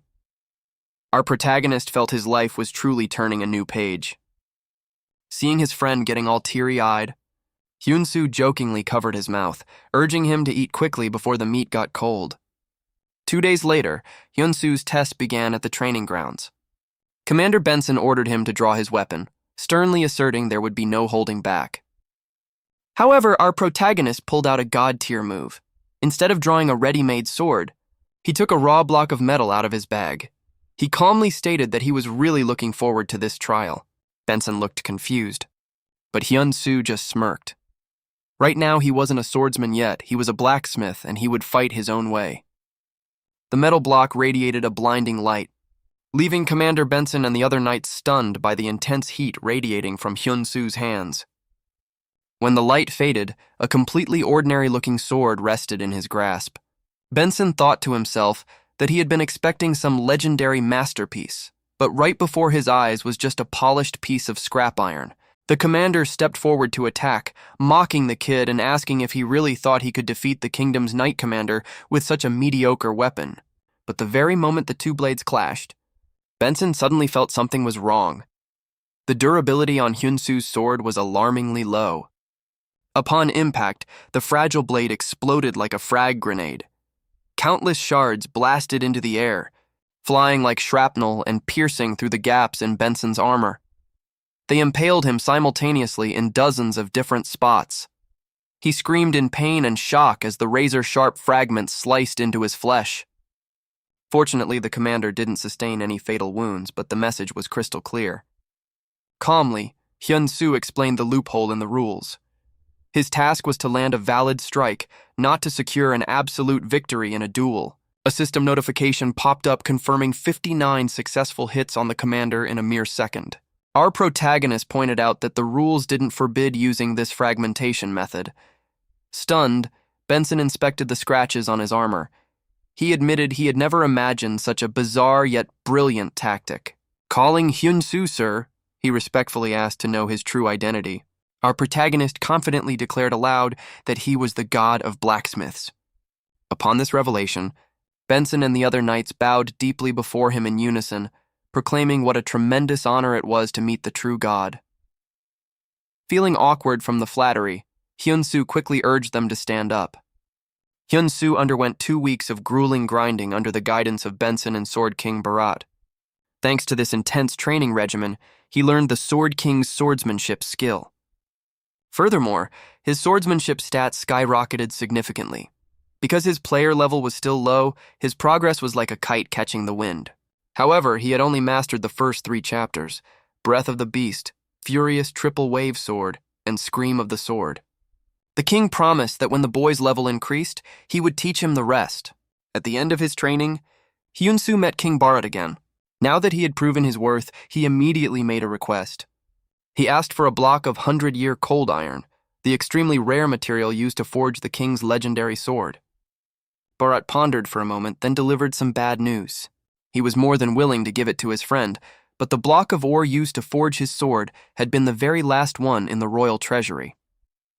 Deeply disappointed, our protagonist realized his future crafting plans were at risk of going up in smoke. Seeing his expression, the king smiled and told him not to despair just yet. He revealed that he could find more cold iron at its source, the incredibly dangerous frost mine. Bharat suggested Hyun-soo go there and mine it himself. Our protagonist wondered if he could solo such a treacherous place, but the king solved the issue by ordering his loyal subordinate Bella to accompany him. At first, Bella flatly refused, insisting her duty was to protect the king. But Bharat insisted that this mission would help her become stronger. Accepting the royal command, she immediately prepared to set off with Hyun-soo. Soon after, the king publicly announced his victory at the Ifrit tomb before a massive crowd of players and nobles. The entire community was utterly astounded, continuously praising Sword King Bharat as a true legend. Even so, a few sharp-eyed players immediately switched into detective mode. They noticed the beautiful treasured sword he was holding, radiating a unique, chilling aura. Using the appraisal skill, they discovered the name Hyun-soo engraved in tiny letters on the blade. This instantly caught everyone's attention. That was the exact same name that had appeared on the martial arts tournament winner's arrow. The player community started buzzing about blacksmith Hyun-soo on the forums. The mystery deepened as no one knew this person's age, level, or even gender. A ridiculous rumor started spreading that Hyun-soo was actually a fat, sweaty, middle-aged man in his 40s who spent all day hammering away in a forge. Meanwhile, in the real world, our boy opened his phone to check. Thanks to King Bharat's speech, the number of followers on his forge had skyrocketed to over 300,000. He thought to himself that if the truth came out that the tournament winner and blacksmith Hyun-soo were the same person, the internet would probably explode. For now, he decided to keep his identity under wraps. Before heading to the frost mine, Hyun-soo sent a message to someone he hadn't had the chance to thank. In another development, wealthy real estate investor Kang Hak-soo was sitting in his office. He was pondering the news that Sword King Bharat had finally cleared the Ifrit tomb. Kang had always considered that dungeon an impossible hurdle for current players. He recalled his own failed raids where all his expensive armor melted like candle wax. He lamented that he wasn't short on money, but he lacked the top-tier gear to fulfill his ambitions. Right then, Kang received an in-game message from Hyun-soo. The message stated that the blacksmith was reaching out to fulfill his promise and craft armor for him. Kang Hak-soo's face lit up. He immediately realized this was the savior he had been waiting for so desperately. Kang Hak-soo paused, trying to remember what promise Hyun-soo was talking about. Then it dawned on him. He recalled their previous conversation in his office about an artifact. Kang hurriedly replied to Hyun-soo, confirming he was ready to honor the deal. He asked if there were any changes to the specifications because he planned to send the request soon. Deep down, Kang Hak-soo wondered if this kid could actually craft the item he wanted at his current level. Hyun-soo replied that the stats were finalized. The investor then asked about Hyun-soo's current level, and our protagonist answered that he was at level 59. Hearing that, Kang felt a twinge of disappointment. For a crafter, that was just a rookie's number. He politely ended the conversation and wished Hyun-soo luck. Leaning back in his office chair, Kang Hak-soo sighed. He thought that despite the low level, the kid still had a bright future, perhaps not a bad investment. Just then, Kang's eyes caught an article praising blacksmith Hyun-soo. The article explicitly stated that this mysterious craftsman played a key role in King Bharat's victory over Ifrit, because the king's weapon was forged by his own hands.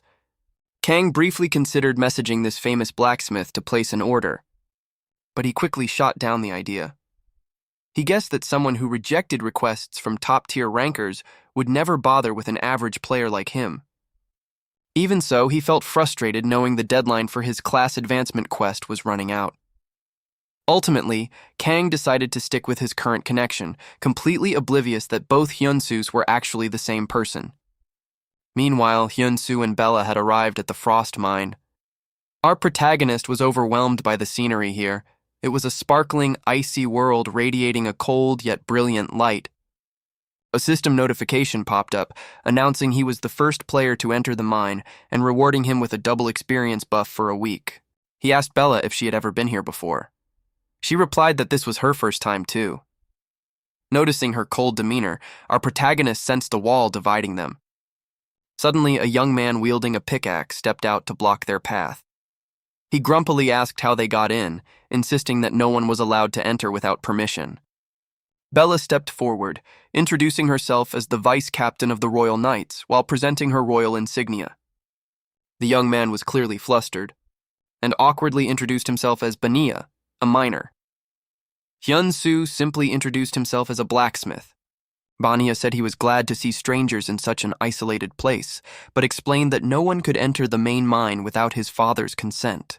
Worried about delays, our protagonist suddenly saw Bania smile and offered to take them to meet his father, the foreman of the Miners' Guild. Along the way, Hyunsu noticed a giant monster covered in crystals trapped behind a barrier. Bania started recounting the lore of the place. This area was like a dungeon, where monsters used to roam free until a mage sealed them inside a barrier a decade ago. Staring at the monster, Hyunsu asked if the crystals growing on it were 1,000-year cold iron. Bania confirmed it, but warned him not to get greedy because getting too close was practically suicide. Inside the barrier, monsters still lurked everywhere. Anyone could enter, but very few made it out alive. Although the miners suspected the best ore lay inside, they preferred working safely on the outside. Finally, they arrived. Bania pointed to his father, Captain Rick, informed him about the guests, and then left. Hyunsu approached the captain, who was level 231. Rick noted the odd combination of Bella and our protagonist, then asked what they wanted. Our protagonist explained that he was looking for an ore even more precious than 100-year cold iron. The captain was startled. Although Rick knew about that treasure, the 1,000-year cold iron, he hesitated to reveal it to a stranger because he didn't want to cause chaos in his peaceful mine. Rick asked if Hyunsu had ever mined before. Our protagonist shook his head. The captain explained that an average miner extracted about 3 pieces of ore a day, then made an offer. If Hyunsu could mine 40 pieces of ore in a week, he would share information about the rarest ore. An A-rank quest window popped up titled The Mine Captain's Test. The objective was to mine 40 pieces of ore in 7 days. If he failed, he would permanently lose the chance to learn about this rare material. Rick asked if he would accept the challenge. Hyunsu clenched his fist and confidently replied, asking what would happen if he mined more than 40 pieces. Rick scoffed, saying that was impossible, but he promised that if Hyunsu managed it, he would personally go and mine that rare ore for him. But he laid down one condition. Hyunsu was not allowed to ask any companion for help. Our protagonist accepted, determined to prove him wrong within a week. After Hyunsu and Bella left, Rick scolded his son Bania for eavesdropping and dragged the boy away by his ear. As they headed to the work area, Bella pressed Hyunsu on why he provoked the mine captain. Holding out his hand, our protagonist explained that he came prepared. He summoned a high-grade glowing mining pickaxe. Hyunsu's eyes lit up as he gripped the handle. Bella thought to herself that His Majesty had befriended a true eccentric. 1 week later, Rick sat alone, convinced the stranger would never make it out of the mine alive. That quest was supposed to be impossible for a rookie. Suddenly, footsteps echoed at the entrance, and a figure stepped out into the light. Rick was stunned to see Hyunsu emerge completely covered in soot. The captain smirked, remarking that at least he looked like a real miner now. But then he demanded to see the results since the deadline had arrived. Hyunsu asked for a few seconds to prepare. Rick chuckled inwardly, certain the challenge had been failed. But then our protagonist swung his arm and dumped a massive pile of ore right in front of him. Stumbling back, Rick stared in disbelief at the sparkling mountain of ore. Wiping the soot off his face, Hyunsu calmly revealed that he had collected a total of 200 pieces. Shocked and terrified, Rick loudly asked who he really was, suspecting he might be a legendary miner in hiding. Hyunsu just grinned, holding the glowing pickaxe with a flourish. He replied that he was simply an ordinary blacksmith. A system window popped up displaying the weapon's stats. It was the unique gray Damascus pickaxe sword. It boasted 12,000 durability and 332 attack power, plus a special ability that increased power by 170% when striking stone, while reducing wear and tear by 70%. It was a tool designed by our protagonist specifically for mining, equipped with a mechanism to switch into a pickaxe whenever needed. Seeing the mountain of ore, Captain Rick realized Hyun-soo had completed the challenge in his own style, not as a miner, but as a blacksmith. Rick formally apologized for underestimating our protagonist and invited him to dinner. Hyun-soo smiled brightly and happily accepted, asking if Miss Bella could join them. Rick agreed without hesitation. Later, at a bustling tavern, Bella quietly downed her drink. Both Banya and our protagonist told her to slow down, but the vice captain insisted she was just enjoying the atmosphere. Just then, a burly miner bumped into Hyun-soo and asked if he really managed to mine 200 pieces of ore. Our protagonist smiled brightly and confirmed it. Other miners crowded around him, eager to hear the story about the meteor ore. Hyun-soo revealed that he also managed to mine about 20 blocks of this rare material. Everyone was stunned. One worker mentioned rumors about a special pickaxe and asked to see it. With a swift motion, Hyun-soo summoned his Damascus pickaxe. It appeared in his hand with a blinding flash of light. He explained that this tool was designed exclusively for mining, and it boosted his efficiency by over 200%. Demonstrating its transformation into a sword, he added that this form pushed his stone-cutting abilities even higher. While Hyun-soo was enthusiastically showing off his custom tool, Bella watched with mild amusement. She thought to herself, "A blacksmith is always a blacksmith at heart." He loved his tools more than people. The miners, fired up by his achievement, declared that if a rookie could do this, they had to push themselves even harder. They gathered around, celebrating and welcoming him as a true member of the crew. Later, Rick led Hyun-soo and Bella to a secluded area deep inside the mine. He revealed that this was where the 1,000-year meteor ore was buried. As Hyun-soo looked toward the magical barrier, he confusedly reminded the captain that he previously said going inside was impossible. Rick nodded, saying the ore was inside the sealed area. When our protagonist asked how to mine it if entry was forbidden, Rick simply said that was his problem now. He announced he was going to inspect a nearby mine and told them to find him later. As the captain left, a system window popped up titled "A New Story Begins." Startled, Hyun-soo read the messages. They explained that 100 years had passed since Mage Phelan created the barrier, and now the magic was weakening. The warning was brutal. The monsters trapped inside were furious, and the barrier would crumble in exactly 3 minutes. Panicking, our hero yelled for Rick, urging him to stop. Hyun-soo screamed that the barrier was about to collapse and everyone needed to get out. Rick thought it was just a joke, waving him off. But suddenly the mine shook violently. Rick, Hyun-soo, and Bella watched in horror as cracks spiderwebbed across the cavern ceiling. Boulders tumbled down and the tunnels began to cave in. Realizing the danger, Rick finally reacted, yelling for everyone to evacuate. Cries for help echoed through the thick dust. Other miners refused to flee, unwilling to abandon their brothers. Rick grabbed his pickaxe, rallying the others to save their crew. Caught in the chaos, Hyun-soo wondered what his next move should be. Suddenly, a new quest appeared. An S-rank quest exclusively for him because he triggered this chapter. The penalty was cruel: the death of the miners. The objective was to save 96 miners hanging by a thread, with the reward based on the number of survivors. Gritting his teeth, our protagonist hated how the system treated these NPCs as lifeless stats. To him, these people were real. With unwavering resolve, Hyun-soo summoned his sword and told Lady Bella to cover the rear if he let any monsters slip by. Bella asked in surprise if he wasn't afraid. Our hero smiled, reminding her that travelers' players couldn't die. He explained his plan. He would solo the dungeon entrance to stop any monsters from advancing to the upper floors. Standing before the crumbling barrier, Hyun-soo saw the horde of vicious stone monsters through the cracks. He realized his Damascus sword alone wouldn't be enough to hold off this swarm. He decided to forge a new weapon on the spot to halt the monsters. He activated the emergency god-tier crafting skill, channeling mana into a massive chunk of ore to create a cold stone greatsword.